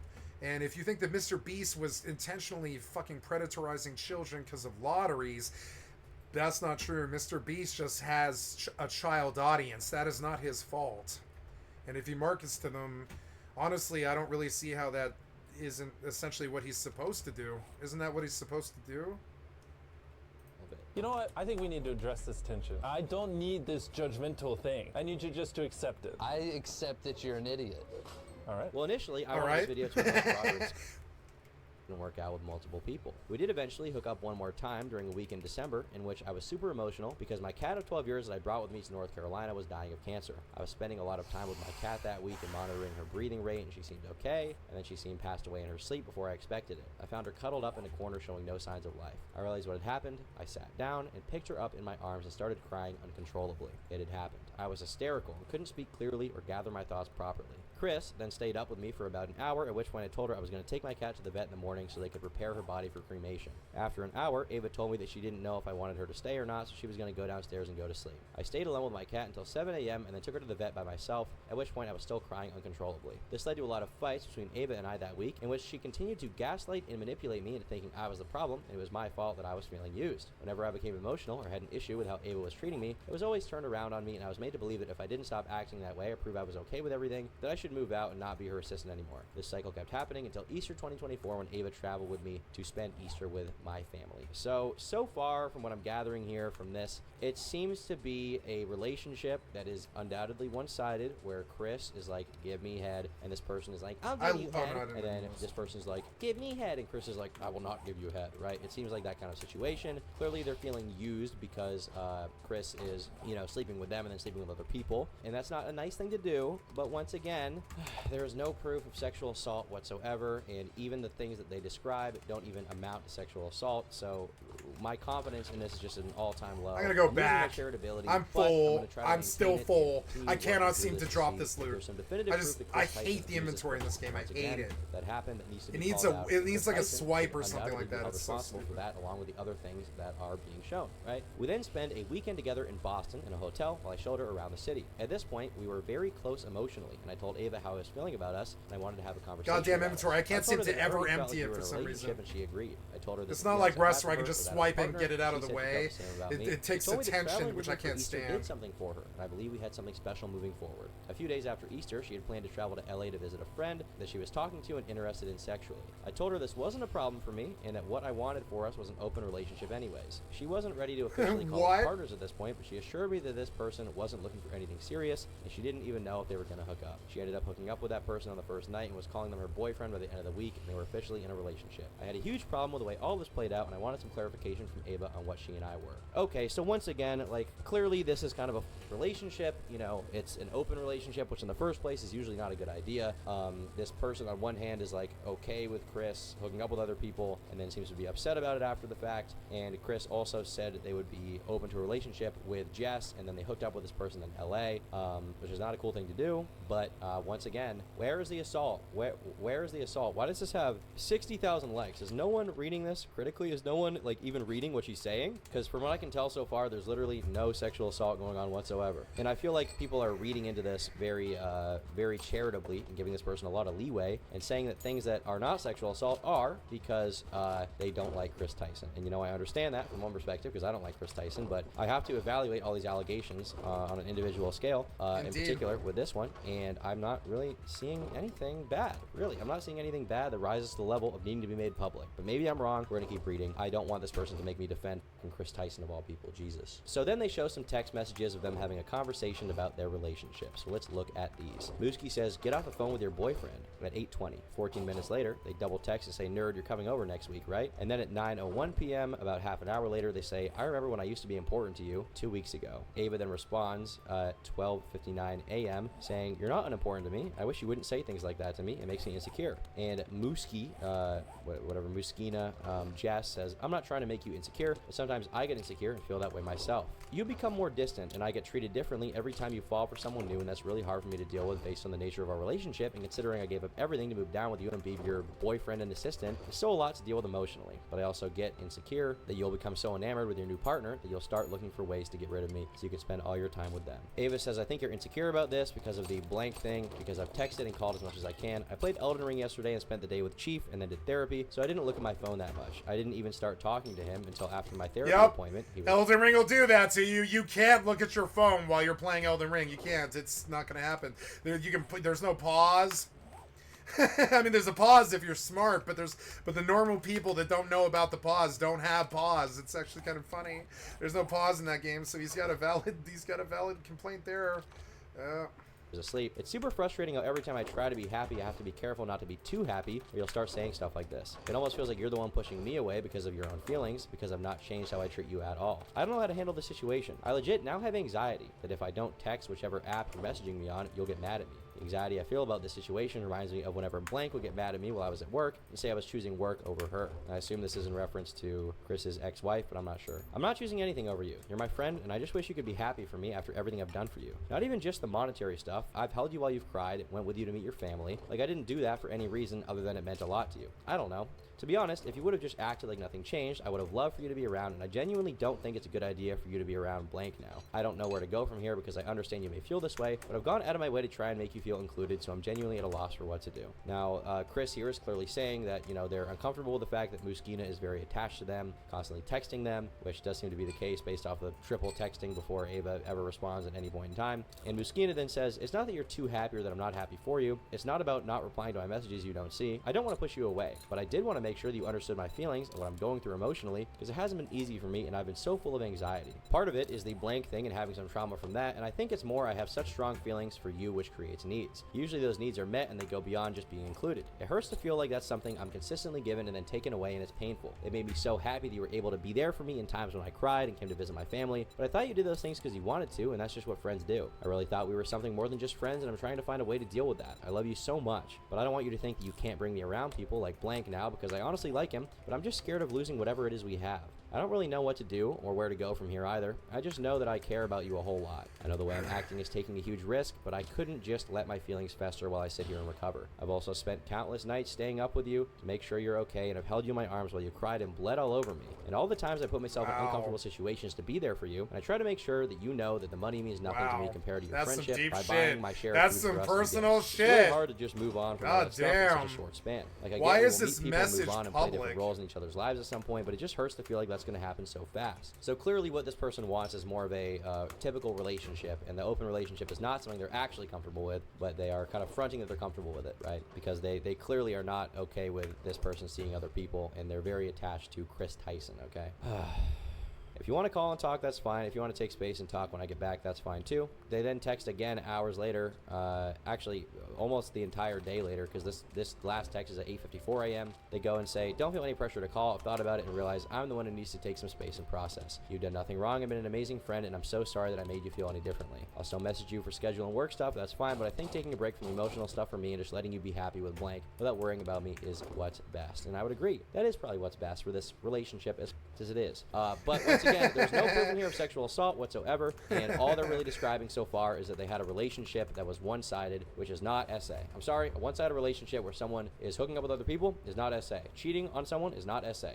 It's just not, and I have seen no proof of that, and as a result, I'm very, very skeptical. There could be more in here. We're going to keep reading. I encourage you all to let me know in the comment section below if I'm somehow off base here, but I've seen no proof of sexual assault whatsoever. I've seen no proof of this relationship dynamic. Why am I holding my Gatorade? I've seen no proof of this relationship dynamic being abused, and so I'm inclined to believe that this person is probably just a jaded ex who is claiming they were sexually assaulted when they actually weren't, and what they're actually mad about is the fact that Chris Tyson basically pumped and dumped them. Alright, let's go to the next tweet over here and see what is being said, okay? So, Muskina says, when I moved out, we had an agreement that I would keep my job as a hybrid travel/remote/WH position. When I reached out to Ava after moving out to discuss my schedule for the rest of the month, she informed me that she was already working on replacing me. Okay, well, it probably is a good idea to replace you, considering how attached you are to this person, how complicated your relationship is, and the fact that Ava probably believed at this point in time, if I had to guess, that you having these feelings and like triple texting and quadruple texting and texting on every platform, which you never even deny here, so I'm going to kind of basically assume that that's probably the case. They probably assume that that would get in the way of work when you're working together, but let's see what this screenshot is. Jess Muskina says, I'll be on the road, so feel free to call if there's anything else you want to have done or just want to talk. I know we didn't get to talk too much about me moving out, so if you have any questions or concerns, let me know. They then say I'm planning on flying back on June 16th and staying there until July 2nd, if that's cool. I was planning on spending at least half a month in North Carolina working and helping you out moving forward, but also do scheduling, managing, pay bills, etc. while I'm in Massachusetts. And Chris then says, I'm probably going to let blank continue working with me until I can get the divorce settled, and then I'm going to try and look into getting an executive assistant who can be here with me and focus solely on improving my mental health, creating channels, and making getting back into work easier and more streamlined, and connecting with people at Beast by being on location to make sure I'm getting things on the schedule when they happen. I want to help you, but the company isn't going to let me have 2 executive assistants, and I need someone to be accountable for me, and I know you have your stuff. We can talk about it more when I get back. So that person then says, that's fine, so should I not book the flight to come back? I just want to clarify if this is me being let go or from being changed to a different position so I can plan accordingly. I completely understand your reasoning, by the way. I need to be able to focus on my own mental health, so I can't focus on someone else's as my job. It just isn't healthy for me. Also, I think you deserve someone who will feel more comfortable working with the company. Now here, Chris responds saying, I think if Boston is where you feel like you're going to be the most mentally healthy, I want that for you. but I'm about to get back into the channel and I need someone to steer me in the right direction. I took this as a kind of you resigning. This isn't really a mobile position, but I'm going to talk to James about getting everything done properly. We then have another screenshot after this to continue the conversation where they say, I don't want you to feel like I'm firing you because I really took the abrupt move as you resigning. Because basically Muskina moved out all of a sudden. And now here Muskina says, no, I don't think you're firing me and I'm okay with moving away from the position. I clearly was uncomfortable after everything that happened between us over the course of the last year. I definitely wish some things were handled differently, but it is what it is. I do genuinely feel like my ability to do my job was being affected, so it's nice to be out of that situation. I did expect to keep the job because we had talked in person when we were both there last week. I thought we had agreed that me moving to Boston at some point and splitting my time between there and North Carolina would be okay, and I could keep the job. So I hope we can work something out where I can move away from the job comfortably. And then text them a few days later on June 9th saying, hey, can you let me know if someone will reach out to me about my current status as an employee? Because I have to update my income in Massachusetts properly to avoid any loss of coverage. And I assume they mean like healthcare coverage or something for their transitioning stuff, which I assume would be important to this individual. Now, from these texts, it seems like a pretty normal, mature way to handle this kind of situation. I mean, from everything we've seen so far, Muskina has clearly become really attached to Chris Tyson and isn't actually okay with him seeing other people. And, you know, Chris definitely didn't do the best job at dealing with that, I would say, because they were in an open relationship and then we're also like expressing a lot of, you know, relationship type stuff with this person, and that's, you know, can create an unclear boundary in a relationship. And this is why I think a lot of the time open relationships are not a good idea for anyone involved, because there's always going to be one party that feels a little left out or a little bit like it's they're a little bro in that situation. But once again, no evidence of sexual assault whatsoever. Muskina says, I felt forced out of my position and made it clear to her that I wasn't comfortable with the way things went down, but she didn't answer any of my concerns. I kept in contact with her and remained friendly while I navigated my departure from the company. She told me that she was keeping the company updated and that someone would talk to me about my severance and leaving the company in June. When this didn't happen, I asked Ava for another update on my employment. I was eventually given the correct contact information for HR. Now we have another set of screenshots. Oh my god, bro. Where is the sexual assault, bro? Where is it? Where is it, Muskina? Show me. Show me the money, okay? Let me shit on Chris Tyson. Come on.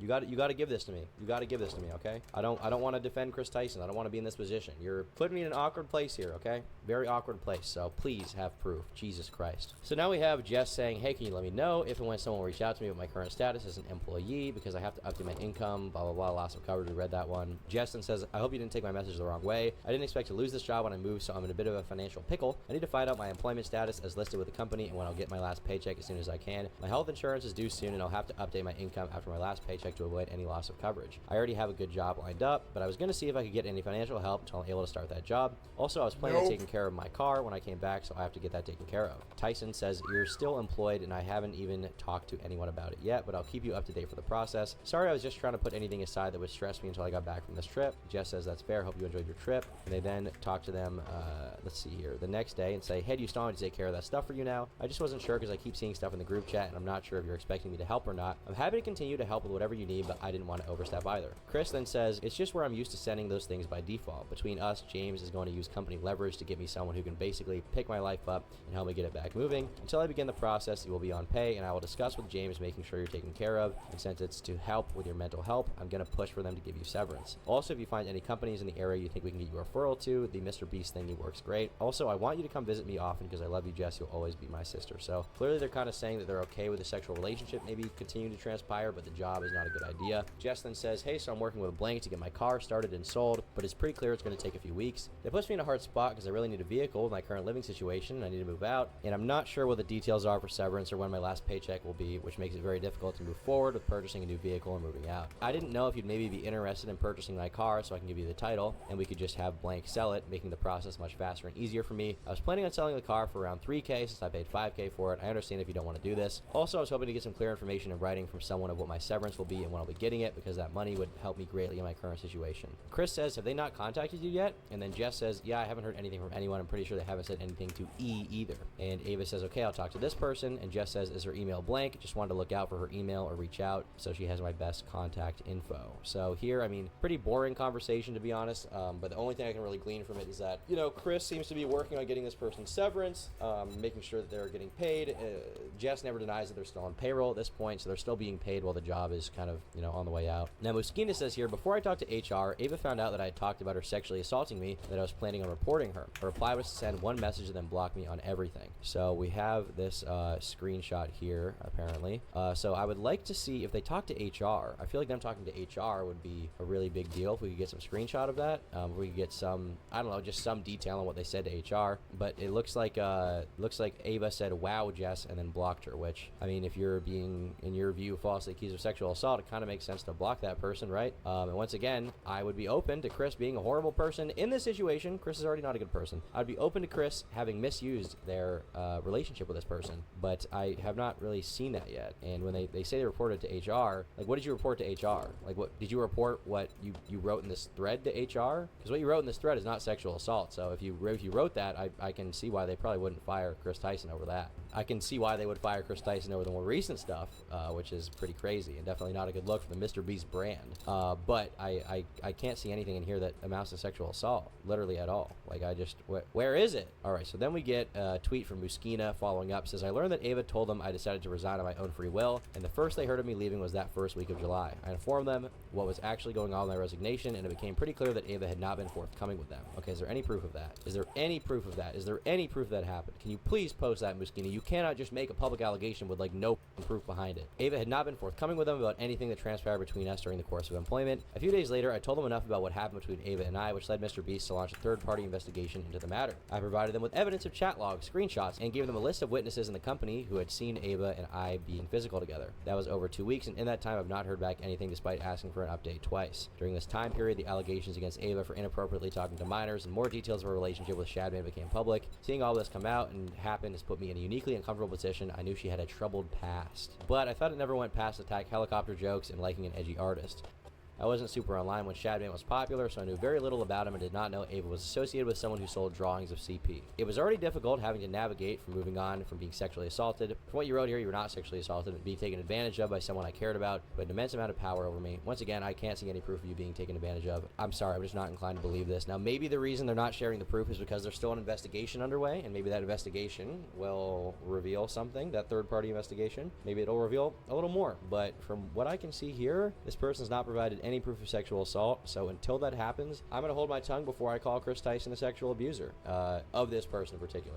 There's some other stuff, to say the least, okay? I don't want to defend Chris Tyson, but this person's threat is so bad. Now, there are some conversations going on in the replies here that I want to address. We've got this guy named Bill Davis who says, I read this and I'm very confused. You blew a famous person because you wanted the connections that might also make you famous or give you a super sought-after job, and they didn't put you in a video, give you any of that, so you were assaulted? And I think that's a very valid question to ask, which is the main question that I am asking here. But of course, some people replied with their own rebuttal, so let's see what their rebuttals were to this situation to see if maybe I'm wrong here. Maybe there's some reasoning that this was sexual assault in some way.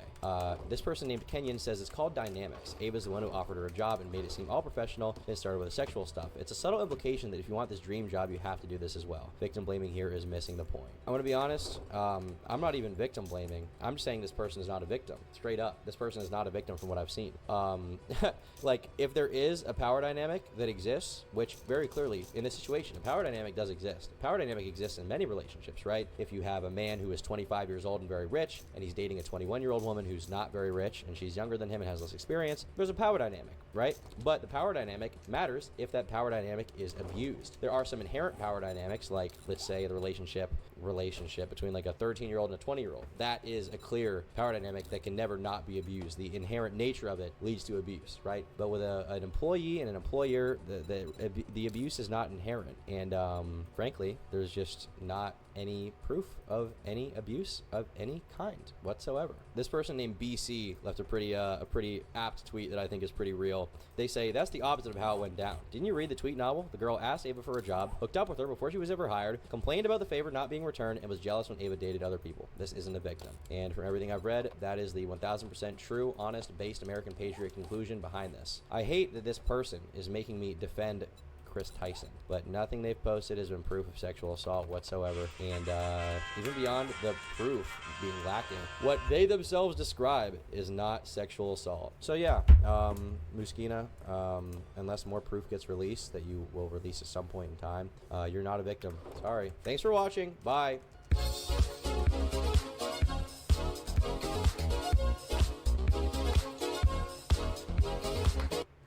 Windagoon is very public.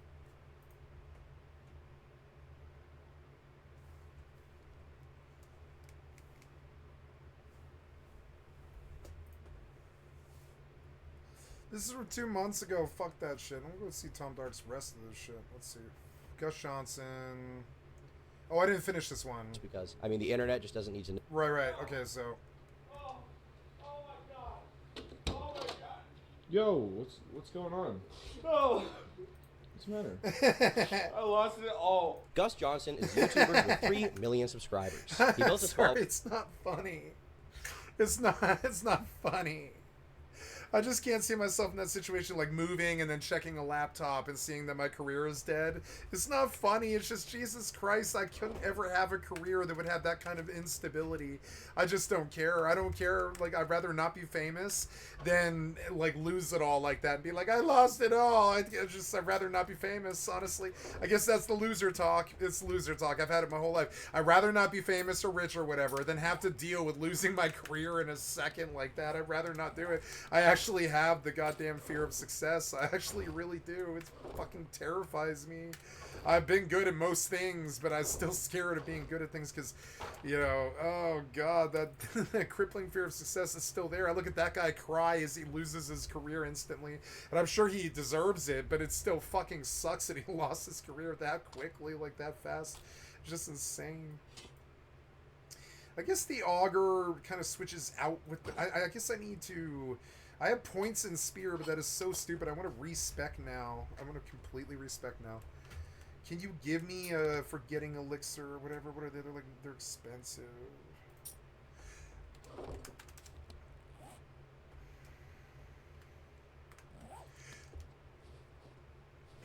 Is he selling the crucible? I didn't look. Now, why do I feel like I'm not moving as fast? It's weird.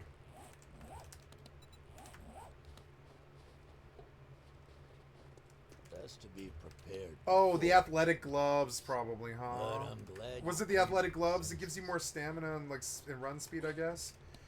One of those pieces of armor gave run speed, and I didn't know it, and I really like my run speed. No, it's the same. Never mind. I'm just tripping. It's all good.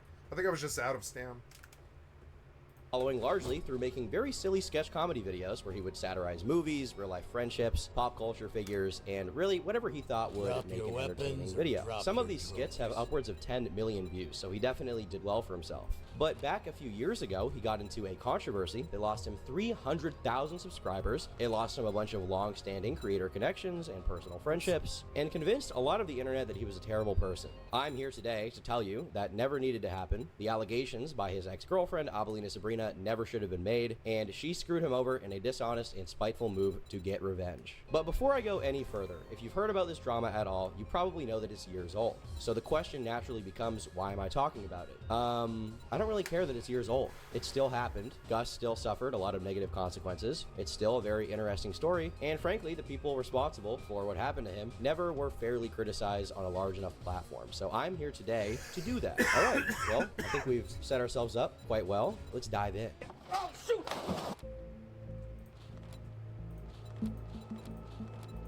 All of this starts with Alldayerrydaybabyf Sabrina, Gus Johnson's ex-girlfriend. In October of 2022, she posted a video titled My Ectopic Pregnancy. For those who don't know, an ectopic pregnancy is when a fertilized egg begins growing outside of the uterus, usually occurring in one of the fallopian tubes. This is not how babies are supposed to be made and can result in life-threatening complications like internal bleeding. So Sabrina made this video where she did not name Gus, and she described her experience going through an ectopic pregnancy prior to the video's release. She describes how she had discussed with her partner before she got pregnant that they would not have a child if she got pregnant. Instead, they would go to Planned Parenthood and go Mossberg mode on that fetus. I always knew that I had to end it because I feel like when you start a relationship, you have the conversation of, hey, if you get pregnant, what's the plan? And of course, it's so easy to say like, oh yeah, absolutely, I'm not ready to be a parent yet. No, not anytime soon. But God, it's so much scarier when it's happening to you in real life.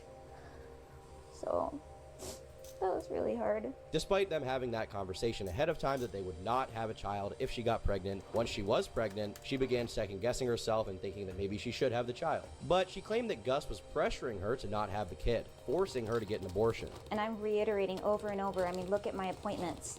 This was always what I was going to do. I was constantly taking the steps to end the pregnancy. But it's really scary when somebody's forcing you to do it and then being pressured by your partner to do it. It felt like I didn't even have Then a choice. don't do it. It really felt like I wasn't even allowed to I don't know consider if I buy that. what would happen if I didn't.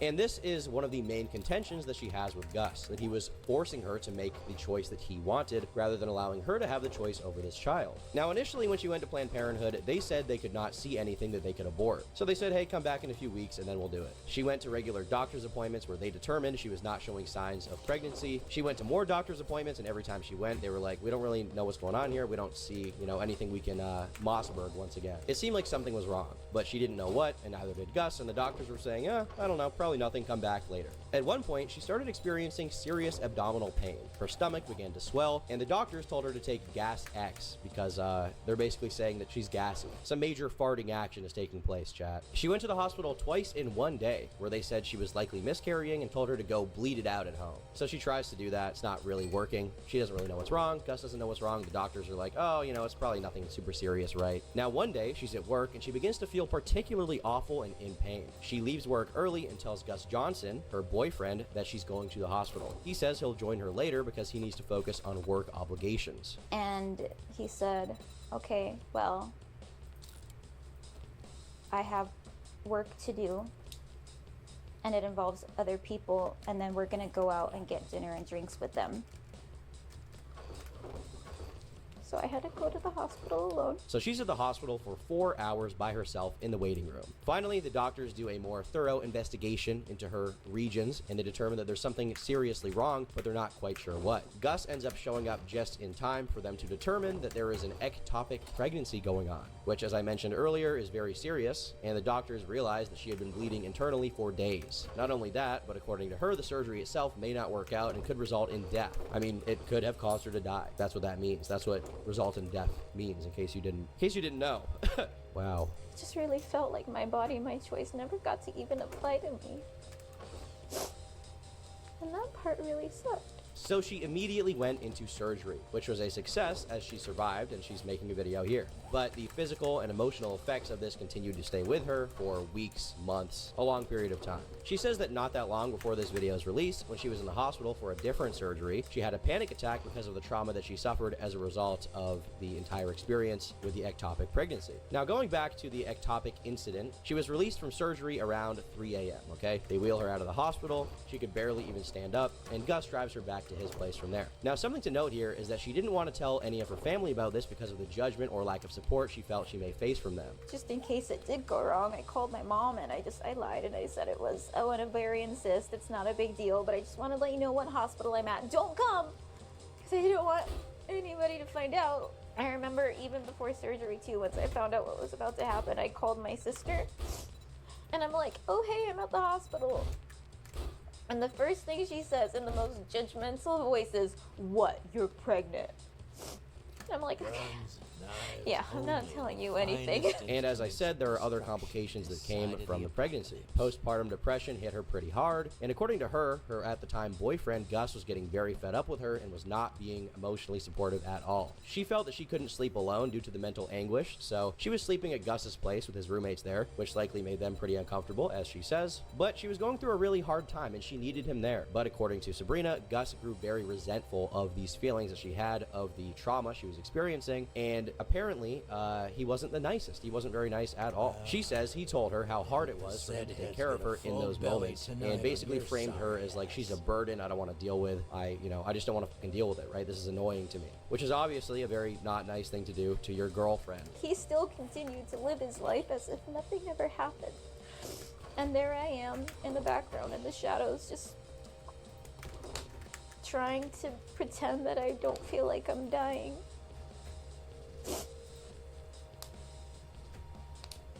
It's really hard. And then he would you know, sometimes tell me things like, you know, someone else would have left you by now, right?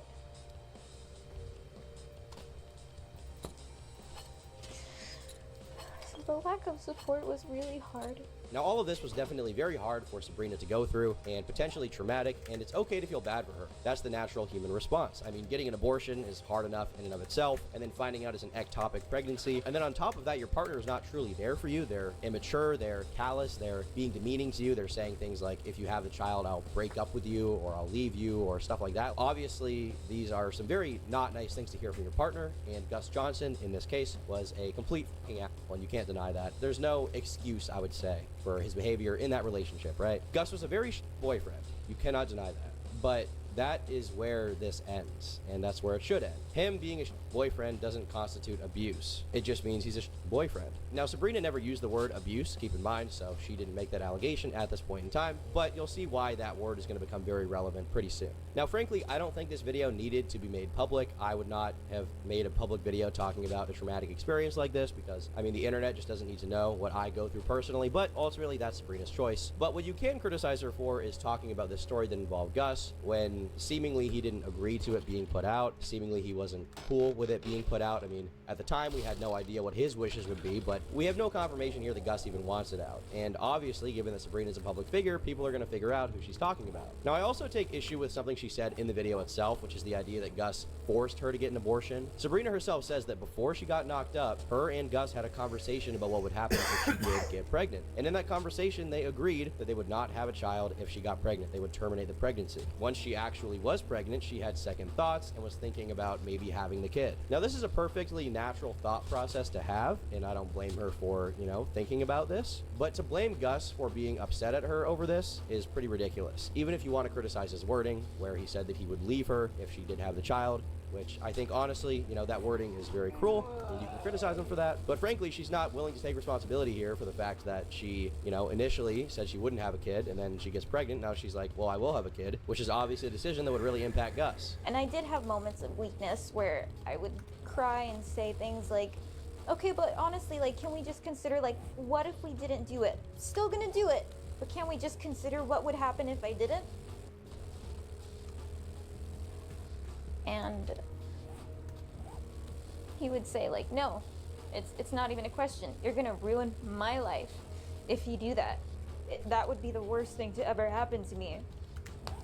As along the lines of things that he would say. And at one point, he even said that he would break up with me if I didn't do it. And that he would resent me and the potential child. Obviously, if this is how Gus communicated this to her, then the wording is Yes. very mean, and he was putting some level of pressure on her. But imagine the pressure that he felt in that situation, too. He dates a girl, and they agree that if she gets pregnant, they will press the big red eject button, okay? They're, once again, Mossberging. Now, when she's pregnant, she's apparently changing her mind. She might actually want to have the kid, and she's telling that to him. A decision that would not only affect her, but also affect him for the rest of his life. He would now be a father having to help take care of this child, one he did not want. He would be obligated to pay child support if he no longer wanted to be with her. These things can forever alter a person's life. It's a financial strain, it's a strain on his time, which once again is very valuable. Time is money after all, especially because at this point in time, Gus was much younger. He was in his early 20s. And then think of the child and the child's well-being. Is this kid going to have a great life if the father didn't even want to have him and he was the result of an unplanned childbirth from two people that are ultimately too young and unfit to take care of him? And Sabrina at the time was comfortable with basically scaring Gus into thinking maybe she did want to have the kid. When, like I said, they agreed prior that they wouldn't fucking have a kid, and then she gets pregnant, she's like second guessing herself. She's like, oh, maybe I want to have it. And to be clear, that thought process is fine, but by that same token, it's okay for Gus to be like, we agreed we wouldn't have this kid. What's wrong with you? Even if his wording is bad. And so at that point, it's like, well, if you're making threats like that, why should I consider you in this decision at all? And so I did start to think a little bit more. Should I actually end it? And it's true. that was me reneging. Like, the thing is, they already made this decision. Then she wants to change her mind. This is totally unfair to Gus. Should he have been more supportive of her when she needed him to go to the hospital? Should he have, like, showed up probably immediately when she said, you know, I think something serious may be going on? Yes, undoubtedly. But as we know from Sabrina's video, she had already been going to the hospital repeatedly, where every time they determined there was nothing wrong with her. In hindsight, the doctors were almost gravely incorrect, considering that she had an ectopic pregnancy. But how could Gus have known that? Just because she emphasized that this was, like, the real time? Don't you think every other time she went to the hospital, she said it was also the real time? Probably. It's because she emphasized this time that it felt serious. And I told him, something's wrong. I'm going to the hospital again. I don't feel well. Something is wrong. And he said, okay, well, I have work to do. Now, you could interpret this as Gus just not taking it very seriously. Should he have? Maybe. But this is between two consenting adults. The internet, frankly, doesn't need to know, and we shouldn't even have this information from my perspective. And the same applies to the lack of emotional support to her after the fact from him. Should he have been way more there for her, given all of this? Obviously, he should have. Like, his behavior was downright, it's rather detestable. It's bad. He was a very bad boyfriend, okay? He was. But in my opinion, for her to hold this against him to this day for being a boyfriend in his early 20s is ridiculous. And the reason that I use the wording hold this against him is because Sabrina and a lot of the audience very much tried to do so. And the immediate response from a lot of people at the time this video came out was like, oh, well, she didn't even name Gus in the video. That argument is very but we'll get to why in a moment. I like how he keeps using the word. Now, I want to take a little detour here to note something important from this, okay? Which is that Sabrina's initial video, which is framed as her retelling of a very traumatic experience, which ultimately also caused Gus Johnson a lot of professional loss, it's sponsored. This video is sponsored. At the end of it, there's this weird tonal change where it just transitions to an advertisement for some app. Video sponsored by Fabulous. Why do you need Fabulous? What? Fabulous is the #1 self-care app to Her help you fucking, and her drama video, her like call out accusation video was fucking sponsored. Oh my fucking god, we've lost our souls, and the drama's more important to us than like logic.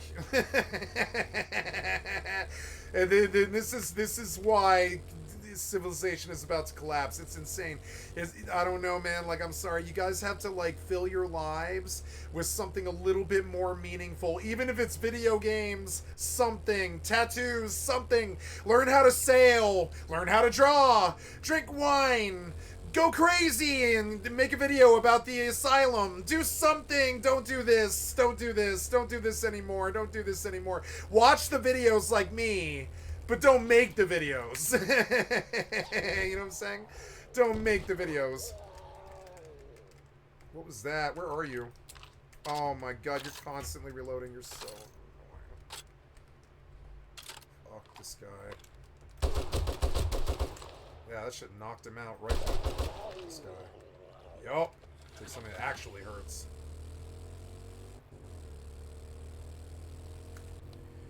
Alright, hopefully the snow leads to desert. I don't think it's going to.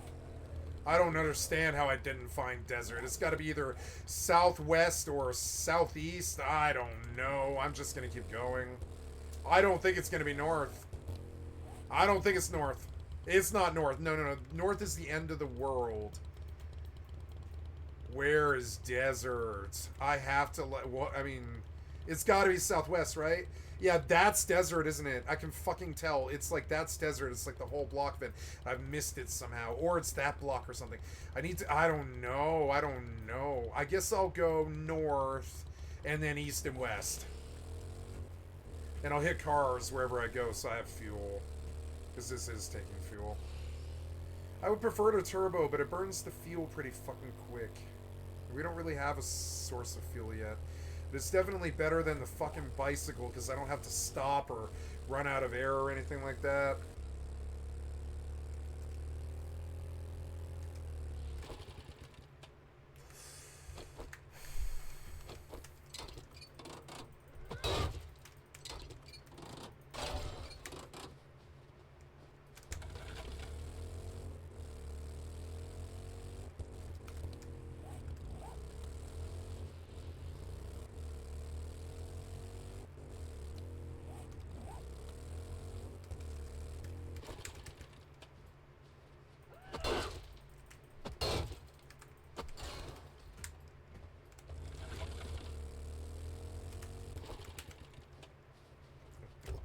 Poor Bang-On, he's surrounded by autistic people. Bang-On himself is autistic, I'm sure.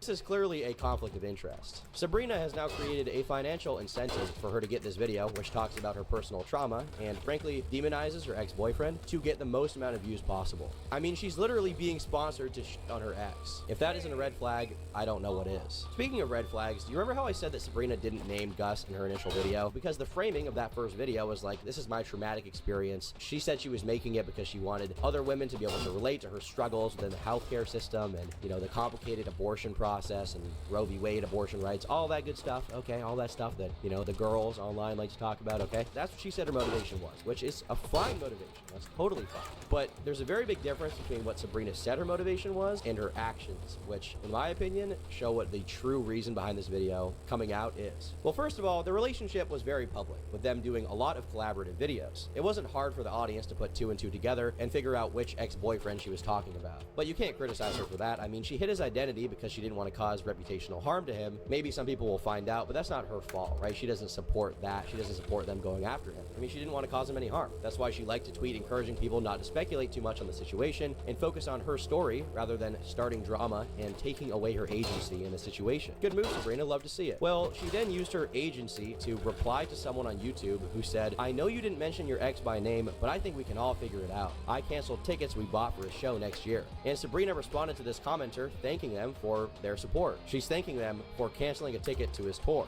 which is directly financial harm. She even liked a tweet that said in plain text that the video was about Gus. So at this point, she's undoubtedly identified her. Likes are public on Twitter. Anyone who watched the video can go to her Twitter and see that she likes that. And they're going to be like, hey, it's about Gus Johnson. But whatever. I mean, people are going to find out anyway, right? Who cares? What's the big deal? Well, she then liked a tweet that claimed that Gus Johnson abused her mentally, verbally, and emotionally, which is a word that she didn't even use in her original video, weirdly enough. Now, normally I wouldn't read into Twitter likes too much. I mean, it's just a Twitter like, what's the harm, right? Well, when you make a video talking negatively about someone, a like on a tweet about them reads as a cosign of that messaging. Unless she explicitly says otherwise and her likes are actually for her to keep track of the tweet or because she made a blood oath with that person or she's sending them some kind of device. It's gotta be that. Unless she explicitly says there's some It's other gotta reason be for her like liking tweets, people assume that it's an endorsement. But she never said that, of course. She never said, oh, I don't actually like these tweets, right? She just was quiet. She was very tight-lipped. She then liked a tweet that claimed that Gus suppressed her from telling her family. But this isn't even a claim that Sabrina makes in her own video. She says that she chose not to tell her family because of the way that they would take it. Just in case it did go wrong, I called my mom and I lied and I said it was an ovarian cyst. It's not a big deal, but I just want to let you know what hospital I'm at. Don't come! Because I don't want anybody to find out. I remember even before surgery too, once I found out what was about to happen, I called my sister and I'm like, oh hey, I'm at the hospital. And the first thing she says in the most judgmental voice is, what, you're pregnant? And I'm like, okay, yeah, I'm not telling you anything. So did Sabrina actually mean to say that Gus forced her not to tell anyone, but she just didn't say that in the video for some reason, where she talks about all of her qualms with him and how he was a piece of shit to her? Why is the story changing now? Well, it's probably because this just didn't happen, which is why she never claimed it in the video. It seems like she's okay with other people stretching the truth about this situation, even after she just claimed that she doesn't want people speculating. What she actually means is that she likes people speculating when it's in her favor. She even liked a tweet claiming that Eddie Burback is the good one out of Gus and Eddie Burback's little friendship YouTube partnership, but Gus is the evil one. I mean, this kind of thing can pressure Eddie to want to drop Gus due to negative public perception, which he did end up doing, but Eddie didn't do it just because of Sabrina. He has his own reasons. Like, the podcast is not coming back. And we'll get to that a little later. So the worst interpretation of Sabrina responding to that comment and Sabrina interacting with all these tweets is that she is post hoc spreading misinformation about Gus. The best interpretation, meaning the most charitable I can give to her, is that she's just okay with the misinformation being spread. The result of both is that 1, Gus looks worse than Sabrina even claimed he was in the video, and 2, people now know who Gus is, they know Sabrina is naming him, and they assume that Gus is an abuser, which Sabrina didn't even say in her video. Now, shortly after Sabrina's video came out, Gus posted an apology actually on his Twitter account, so let's read that. I'm aware of a recent video that calls out some actions that I'm not proud of, and I want to apologize. These circumstances were clearly hard and complicated for both of us, but I can't even begin to imagine how difficult it was for her. We were young and not remotely prepared to deal with the realities of a long-lasting traumatic medical situation. During the talks, counseling, and therapy we went through together following this time, I came to grips with my behavior and recognized my shortcomings, and I would like her to know just how deeply sorry I am. I fully realize what I did wrong and wish I could change how I responded and acted during that time. I've grown a great deal since that happened, and I wish I knew then what I know now. I will continue to grow and learn and strive to be a better person every day. And then he finishes by saying that he's stepping away from his podcast and he's canceling the rest of his live shows for that year. He's going to issue refunds. And then he says he's going to be taking time off from YouTube stuff. So here, Gus admitted to being a horrible boyfriend. He doesn't argue with her video. He apologizes to her and then voluntarily takes a financial hit in canceling his live shows and stepping away from his podcast, The Gus and Eddie Show, which was co-hosted by Eddie Burback. Did he need to do this? In my opinion, no, but his audience was pretty pissed off that they found out that Gus Johnson used to be a boyfriend, and maybe he actually felt bad for what he did, and he, wanted to show that to the audience, that he felt like he was a bad person at that time. But this was not enough for Sabrina. She posted saying that she would not accept a misleading apology with lies in it. She said she did not forgive him. Now, I'm not saying that she needs to forgive him. I mean, ultimately, this is between Gus and Sabrina, so it's kind of, who forgives who is up to them. But my big question here is, why would you even say this if you're going to be so vague about it? Like, is she implying that he was consistently to her after this? Was he, consistently abusive, maybe? I mean, she didn't use that word in her original video, but she's comfortable with other people using it to describe what she went through, so was he consistently abusive? Did he not change? She's saying his apology is insincere. Why is she saying that? Now, on Instagram, she also posted an image of a Pokemon card with the same exact statement from Twitter. Now, this may seem innocuous to you guys, right? You may be like, a Pokemon card, why is that even there? When I saw this, I was like, what does this even mean? But basically, the reason she used this image is because of another claim. Remember how Sabrina said that she had another surgery during which she experienced some residual trauma from what happened before? Yeah, for those of you who are wondering, in my nose video that I recently uploaded about when I talked about the traumatic OR experience that I had, there it is. A month ago for my nose, I was in a totally safe environment, safe OR. The PTSD, I just had a moment. I felt like I was back in that first Kaiser Permanente OR all over again, and I burst into tears. Is she from had a panic Denver? attack and... Wait. It looks like she's got a picture of a deity in the background. Yeah, it's really effective. Who's the picture in the background? It's some kind of guru.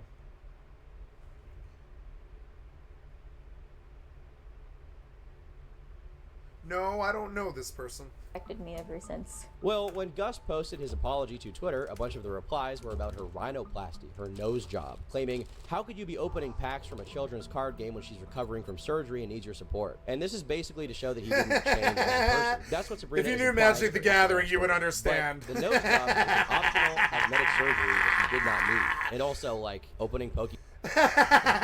Trust me, if you played the games, you would understand. It's basically a lifelong obsession. It's why I kind of got out of it, trust me. I have enough lifelong obsessions with tobacco, marijuana, alcohol, speed, women, drugs, fucking, I don't know, name it, video games, fucking... got enough lifelong fucking obsessions. I really don't need another one like Magic the Gathering. I've gone in and out of it, and boy, it was hard to quit. It was so hard to quit. It's a hard game to quit. Pokemon, Magic the Gathering, Yu-Gi-Oh! You think I'm joking? No. I know some card shop people. That's just like a goddamn addiction. It's like a full-blown heroin addiction. You dump sometimes 3 to 5 goddamn packs a day, whatever it is, like $5 a pop, so you're coming in slamming down like $30 every single time you show up, like it's a goddamn drug dealer. And it's and if you've never been a Pokemon fiend or a Magic the Gathering fiend, as I've been, you wouldn't understand. But it's gamer things. These things, they're kind of like, I don't know. They're like what drives you in the blood. I don't know how to describe it. Comes out like that when I describe it, doesn't it? It's kind of funny. These things are what drive you in the blood, to be alive, to have fun, and not be, fucking bored. And that's what he's chasing. And if you don't know it, then you've never been an addict of a Pokemon game or something like that.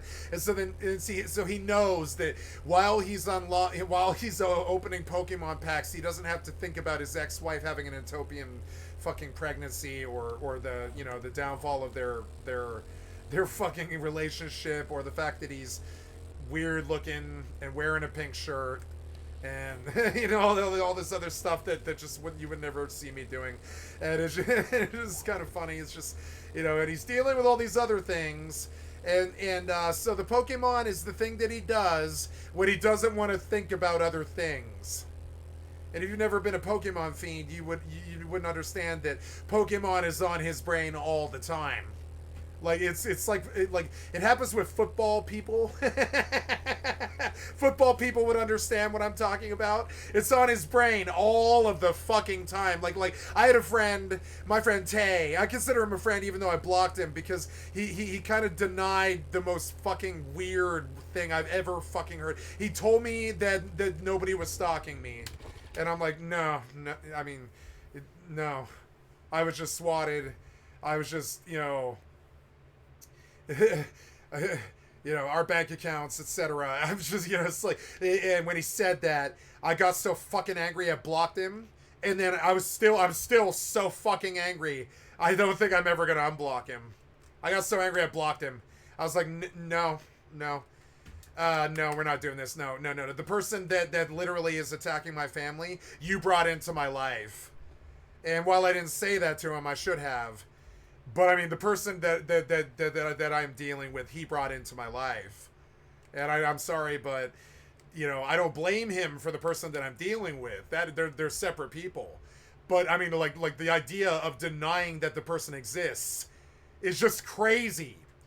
Tay knew, just like I did, the first time we ever met the fucking effort. He shot Tay in the goddamn back. He was on the party with us and he shot Tay in the goddamn back. We all know he's real. To try to say that he's not stalking me or real is insane. It's insane. Tay saw it for months and months. He saw it. And I was like, nope, I don't want to be friends with somebody who just is so willing to either downplay my feelings, downplay reality, deny reality, like it just wasn't it wasn't happening. Didn't know what was happening, didn't see the SWAT or any of the others, just didn't know. And I was like, nope, I think I'm just gonna cut this one in the bud. I've never ever talked about this on stream, but it's kind of funny. It reminds me of my friend Tay. He had a couple of other things going on in the background in his head, and one of them was draft football. He was a gambler, and I'm a gambler too. I love Tay. I got no issue with Tay. I don't care that Tay said what he said, honestly. I just can't truck with somebody who doesn't fuck with reality like that. I fucks with reality. Everybody thinks I don't, but no, I'm not. I'm actually not a person prone to, like flights of. I'm prone to flights of reality about my own reality, but nobody or anything else's. I'm not a kind of a fantastical person. I don't really. I love science fiction and fantasy, and I would live there if I could. But I also know the difference. I'm a big and the fantasy that this person didn't exist was so that when he said it, he was trying to push it across. Ain't nobody trying to stalk you, bro. And I was like, what? What? And I believe we got another 15 words before I just broke off the conversation, ended, and blocked him. I was like, what? That's what you think? When he said it, I was like, I believe our friendship's over. I heard it in my own mind. I was like, oh my god, that's what you think? That's what you think this whole thing has been? That I just wasn't being, that I wasn't being harassed constantly for 2.5 goddamn years? That's what you think? I should have told him. I believe I probably should tell him. Like, it's kind of crazy. I should have had it out bra with him. But I don't do had it out bra moments. I just write them the fuck off. You have no idea how many fucking friends I've had in my life. Like 7,000 or something. And I've written off 6,993 of them or something like that. I'm not kidding. I've had a lot of friends. I was the king of the high school. I knew all the kids from all the schools. I wrote off so many fucking friends in my lifetime. Mainly because I think a bunch of them were either judgmental or just full-blown tended to sort of write me off. And in reality, me, we do fucks with each other a lot, and I don't like being written off, you know. And that's what Tay was doing when he said, "Ain't nobody stalking you, bro." I remember exactly verbatim. It's what I would say to him in the fight that we would have about it. I remember what you said, and I'll never forget it. You say, "Ain't nobody trying to stalk you, bro," and I was like, "What? Are you what?" Do you have any idea how many name changes and fucking problems and how many times my email was hacked? And you want to tell me that I'm imagining this? You're imagining it then. You're all imagining it then, Tay. This is all just you imagining it or something. Jesus fucking Christ. You can come into my channel at any given day and see 15 goddamn banned accounts in there from recent fucking follows that were just bogus and shit. It's just insane. And that's not all one person either. It's a whole bunch of people. It's like 5-6 people. But it doesn't matter. Like, you know, it's just kind of funny. Like, to deny that it's happening was such a weird break of reality for me. And I don't do break of reality. I've seen enough break of reality in my life to see what happens. You get fucked. You get fucked over. If you want to go into something assuming that it's, you know, there's just not a threat, or that, you know, that it's not real after meeting it 2 billion times, after it infiltrated your clan, I thought it was disrespectful to the stalker to stay friends with Tay, honestly, and might cause problems. Because it was just like, Jesus Christ, Tay is like denying that you exist. You know very well this person exists. He infiltrated your clan. It's the only thing he's ever done that I thought was funny. I hated it, but I thought it was funny. He infiltrated the clan when my back was turned and I left it.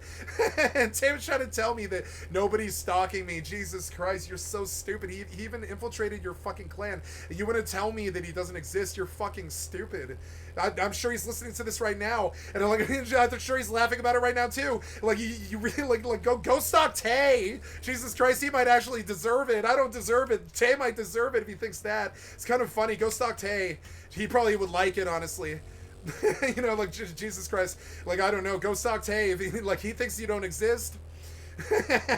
Show him you exist. Go show him you exist. Jesus Christ. Taylor Will, he's on Twitch. Go stalk him.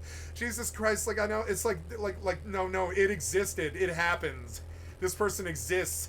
There's been many pieces of evidence, including your own eyes, for 2 years. You want to tell me this doesn't exist or this not happening? It was the weirdest break of reality I'd ever seen out of another fucking human being. He just wanted to deny it. And I was like, dude, I'm sorry, but I can't. Maybe you're the middle class white boy who can just deny reality, and maybe mommy and daddy fucking like bail you out or whatever. I mean, I'm sure I've had enough of that in my own life. I'm not trying to say that I haven't done that too. But I mean, like, I'm sorry though, but. Like, I don't live this reality where I can just assume that a bad, terrible thing that's reared its ugly head for 2 solid years just isn't there or doesn't exist. I'm sorry, and I don't want to be friends with somebody who does do something like that. It was kind of crazy. When he said it, I was like, what? That's like, I was literally like, what? And he was like, ain't nobody trying to stalk you, bro. And I was like, I guess I don't have anything to say then. I think that's what I said too. I think I was like, I guess I don't have anything to say then. And we just sort of agreed to disagree, and that was the end of that friendship. I never did speak to him again, and probably never will. It's fucking crazy. I write people like this off all the fucking time. Years friendships, just write them off. I don't know, it's some weird sickness in my fucking head. But the minute that they do something that I don't like, I'm like, yeah, no. You know?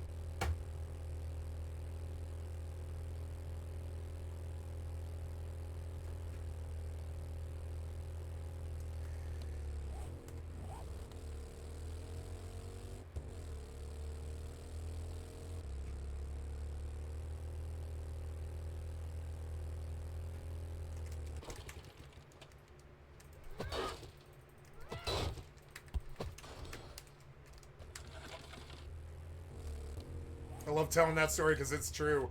I was like, what? When he said it, I was like, what?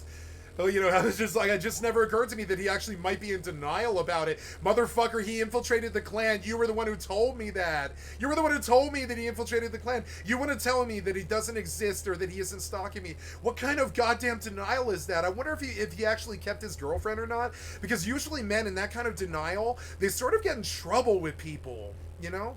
That when they're willing to just turn a blinder like that, it's sort of insane.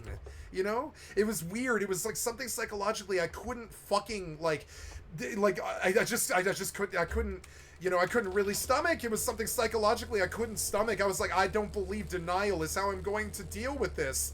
No, his suggestion, I believe, it was like this weird underhanded denial and this weird underhanded like calling me a liar and like in this weird underhanded thing about like, you know, that I'm making it up. And then on top of it, like, but I mean, he was there for a bunch of it. He watched them stalk me all goddamn summer. He was on the stream every single day for, you know, all summer, like, of 2022. He was in my stream all goddamn stream, like, attacking our door, like, for Tay to just exactly act like it never happened was such a fucking gobsmack for me that I was like, I don't believe I want to be friends with you anymore. I woke up the next day and I was like, man, this is just a mind fuck. Technically he was my best friend at that time. He was my best friend at that time. Like all my other best friends are in a different city. I don't see them and they don't play the same games as I do. So I technically the gamers that I hang out with are like my best friends. It's fucking sad, but it is true. I left humanity. I tell people all the time, I left humanity. I don't want to talk to anybody. It's kind of funny. They play the same game I do, you know? So... and he was like my best friend at that time, and on top of it, he knew it was real. He dealt with it himself. He was infiltrated himself. He was stalked himself. It was so stupid, and for him to tell me that it wasn't happening or that it didn't exist, it was such a fucking weird mindfuck for me. I've never been mindfucked like that before, where the guy literally suggested to me that I just forget that it was happening or something. And I was like, no, dude, I'm sorry. I know that maybe your generation sort of doesn't fuck with reality a lot, I guess. I kind of have had that issue with them before. Reality and them don't really seem to mess with each other that much. It's like sort of weird. I think that's what the internet and the social media and all that stuff did. I don't know. They're more like the social media. They just, I don't know, something about it. So he was just, I think his idea is that the person is just going to ghost, or that I'm just gonna ghost and it'll just go away. But no, that is not how reality works, and I don't really work with people who do believe that sort of thing. I've never been able to truck with people who just sort of like act like it's not happening, or you know, like act like the government or the country aren't dying, or that you know, that I've been stalked for 2.5 years. It's just stupid. It's just so stupid. Like right now, if I wanted to give away more information, I could show you how like somebody is currently brute force hacking a passwordless email right now every 55 or whatever it is, 59 minutes. Every 59 minutes. So I had to show this to the cops. I had to show the cops recently how somebody has been brute force hacking my email every 59 fucking minutes for the last goddamn 2 years. It's some brute force goddamn thing, just running a fucking brute force protocol. Fucking moron. I'll say it right on stream because I don't care. Keep trying to hack the passwordless account, you piece of shit. Like, keep trying, you know? Like, I'll say it right on, you know, please do. Like, I'm sure they will because they have. They just keep trying. And if they think sooner or later the brute force after years and years and years is going to get it. But no. No. Nope. So, just funny, and that's happening right now. I checked just a couple days ago, which is insane. It might not be happening today, but it was happening last time I checked, which was like 4 days ago. Just goddamn crazy. So, you know, and so I'm on the trenches. I'm dealing with reality. I'm the victim. I'm the one being attacked all the goddamn time. I mean, not all the goddamn time anymore. I gotta be honest about that. Not all the goddamn time anymore. It's been a lot more honest and nice lately. This person's growing up or changing or something. I don't know what the fucking deal is, but whatever it is. So, ooh, not good. Ooh, whee.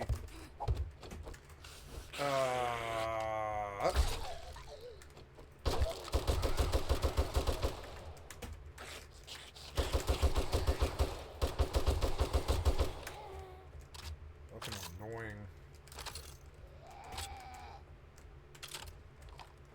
Fuck, reload takes a long time. Did you die? Reloading sucks. I'm gonna have to take a secondary. Maybe I'll just run crossbow. I need a forgetting elixir, damn it. My god, that reload is disgusting.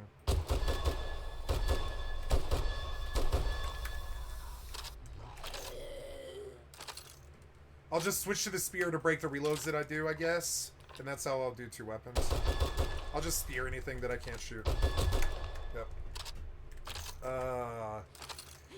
That was such a weird ending to that friendship. I was like, dude, I didn't want to lecture him. I think he was trying to play the leadership role there, which is weird because I am 22 years his senior or something like that. And we wanted to take a weird leadership idea of just denying that any of it ever happened. And I was like, no, I'm not following you into the desert of denial. No, I'm not doing that. I'm not going to act like this isn't happening. He wanted to act like it wasn't happening. I was like, no, my family's being attacked. It actually is happening. I'm sorry, you know. As I left, I was like, yeah, just recently we had another break into my mother's bank account. It's insane. We don't know if it's the stalker or threats or what. It's just stupid. The more like, you know, and I'm sure that's the goal, but I mean, it does suck in that respect. It like another shitty aspect of the stalker is you never know if it's his work or not.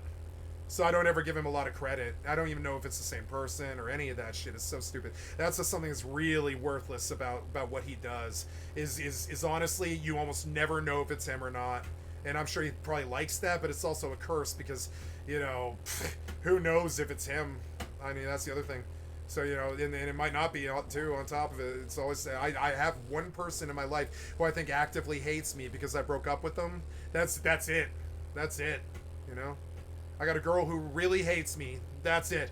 One girl, and I can see her doing this. That's it. And I don't think it's her. I don't think she's got the time. She doesn't have the time to sit around and like watch someone for 2.5 fucking years doing nothing. Her life was never like that. You know, she didn't have the money. So, you know, and that leaves just complete randos, and to deny that they exist is just not only a disservice to them, it's a disservice to me. Like, obviously, they want me to acknowledge that they exist, so, and I do this quite a lot, because I'm hoping that eventually that is just what they want, you know?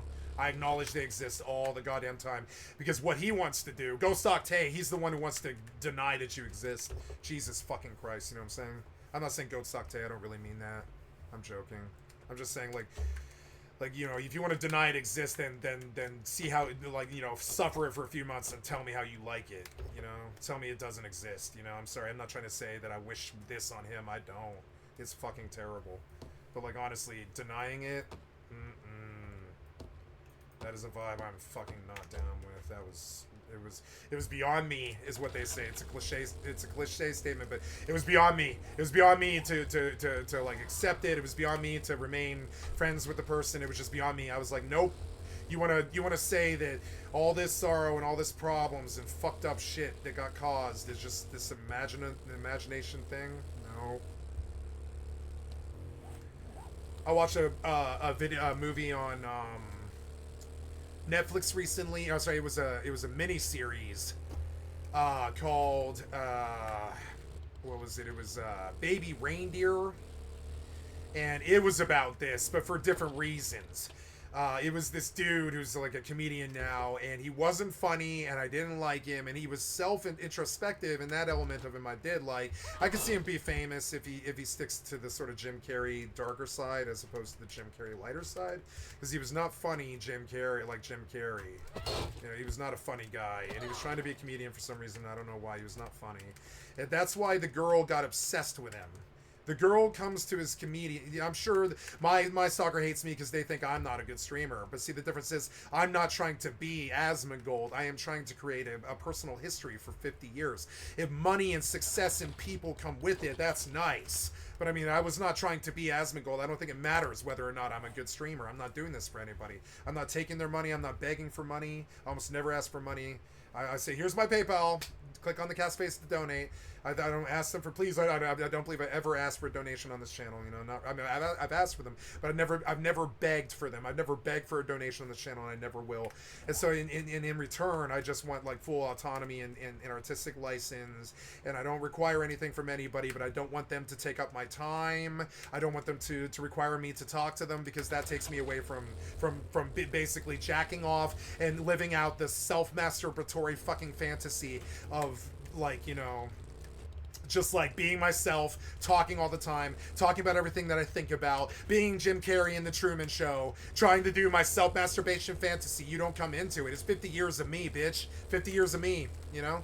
50 years of me. It's gonna be 50 years of me. And they're gonna do it the whole fucking time. It'll take like a lawsuit or murder or something to stop it. And like honestly, I don't think I'm gonna receive either of those because I don't ever harm anybody. I don't ever really do anything to anyone. I don't deserve it. You know.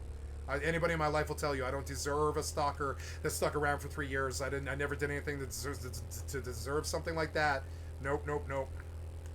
So, you know, so I watched Baby Reindeer and it was insane. It was like watching the last 3 years play out, you know, in my own life, except it was someone else's life, except there was like weird trans parts of it, and she really hated him because of that. He was actually gay, and he wasn't gay, I believe, or he was gay, but he was gay for trans, whatever that is. I'm not sure. So he was like a dude who was sleeping with a transitioned girl who used to be a woman and who became a man. And to me, that's either gay or full trans. I'm not really sure. But he was also sleeping with women. So I guess he's bi, right? But this drove his weird fat stalker fucking crazy. She never totally she was after him for 10 years or something like that.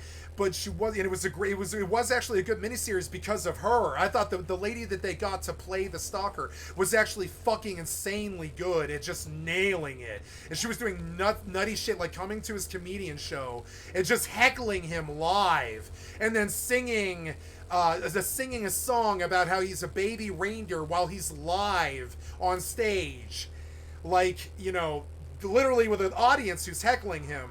And she's in the back of the fucking stage, just there every single time he ever shows up on stage. His entire career, she's there. And she's just in the back of the fucking stage, just heckling, and she's just this shitty fat ass that just, you know, and I'm not trying to make fun of her because she's fat, but this part of her, like, was like very, very evident. I don't think she was like proud fat. I'm not saying like fat, like I'm shaming her. I'm saying like I think her entire identity was like that she was abused as a child. And she was like a fat child or something like that, and so she had just regressed. And this is what they say at the end of the thing too. I'm not saying this isn't my theory. This is what they said about her at the end of Baby Reindeer. They were like, she was raped as a child. This is not good. This is so not fucking good. Goddamn bird. Run out. I gotta run. Gotta elevate. Oh, that's a big horde. I gotta get another elevate or something. I gotta go down. Oh god, they're gonna break it. They're gonna kill me. Nope. Can't move. I don't know why. Can't move. Can't get stam. I'm dead. Can't do anything. Can't do anything. I'm gonna die. It's too many. It's too many for a solo person. Yeah. I don't understand why taking my ability away to do anything is good gameplay. You know? Piece of shit developer? Question of the day for a piece of shit developer. Why is it necessary to take away my ability to deal with the crisis that you have caused? Do you not believe that is not self-defeating coding? You piece of shit, worthless ass developer? And I'll fucking troll you right to your fucking face. Why would you sick 25, 30 zombies on me, and then the minute that they reach you, you are immediately locked up and cannot do anything at all? Wouldn't that kind of essentially, it's sort of like watching a movie that can't have a climax scene because you just automatically die 2/3 of the way through the movie before you can have the shootout scene, right? And this is why you're a clueless piece of shit developer. An idiot would have figured it out immediately. The minute they got swarmed by zombies, they would have been like, oh, these zombies pretty much erase your ability to have fun at all. And I'm sorry, but that is self-defeating design. It is terrible self-defeating design, you know? It really is. It is terrible fucking self-defeating design. Where is my motorcycle? Is it in my inventory? Oh, it must be... Oh god, where is my motorcycle? Is it way down there? I hope it isn't. Stop. My god, it's a clunky, shitty game, kind of.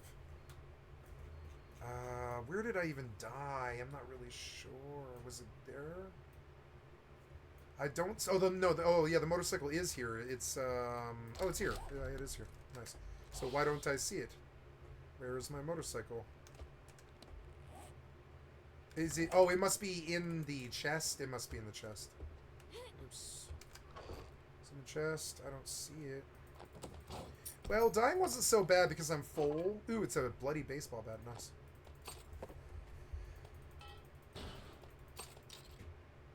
So, yeah.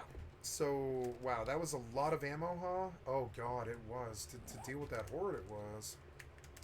Where is this motorcycle? You're saying that it's here. Oh, it's in the trader, huh? No, wait, where's the motorcycle? I just saw it on the map.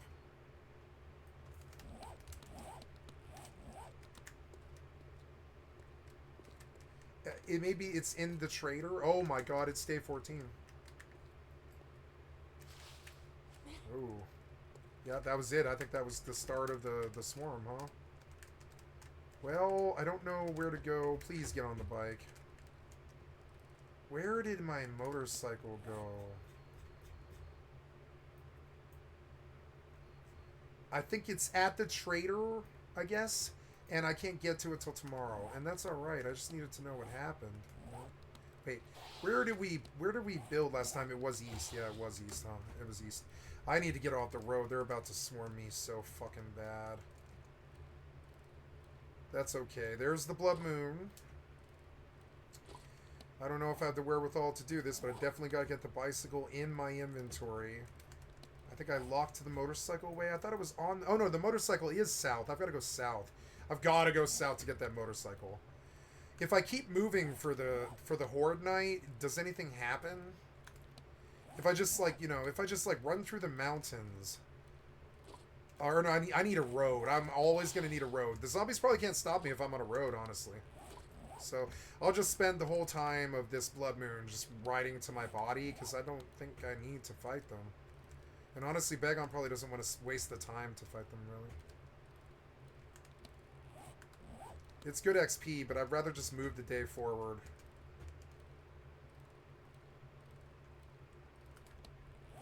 It's annoying. I got so far south. Look, I did get so far south. That's annoying.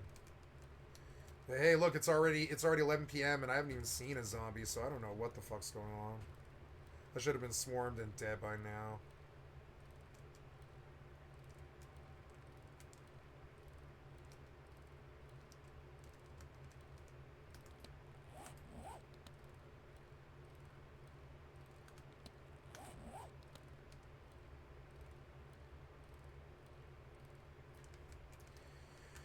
Yeah, so he's got a Pokemon addiction. We've all been there. Pokemon cards is part of his job on his live streams. I mean, comments on re-uploads of his Pokemon card opening, to this day, call him a bad person over this. Wow, what a great Pokemon stream. Why is I'm he sure bleeding? This was the most vital time for Gus to stream. But once again, a nose job is an optional surgery. It's a cosmetic surgery. It's plastic surgery. Him opening Pokemon cards when you're getting a nose job or recovering from it is not evidence of him being abusive or even a bad boyfriend. You're in the hospital. That he didn't change from the ectopic pregnancy. What like, he's doing his job. And furthermore, how am I supposed to believe that she's so emotionally broken from this particular incident and he behaved so horribly when, at the time, she made multiple videos about it, and even one day after it happened, she made a Q&A live stream, which is her work. So, like, when she's recovering, she can get work done, but he can't? I don't really understand what's going on here. Like, what is this discrepancy, Sabrina? Now, she would go on to complain about people speculating about her content and what it's about, but, like, you made these allegations public. Like, you know people are going to speculate, right? Every step of the way, I was being second-guessed by medical staff, by my partner. How can you complain about speculation when you make a video about your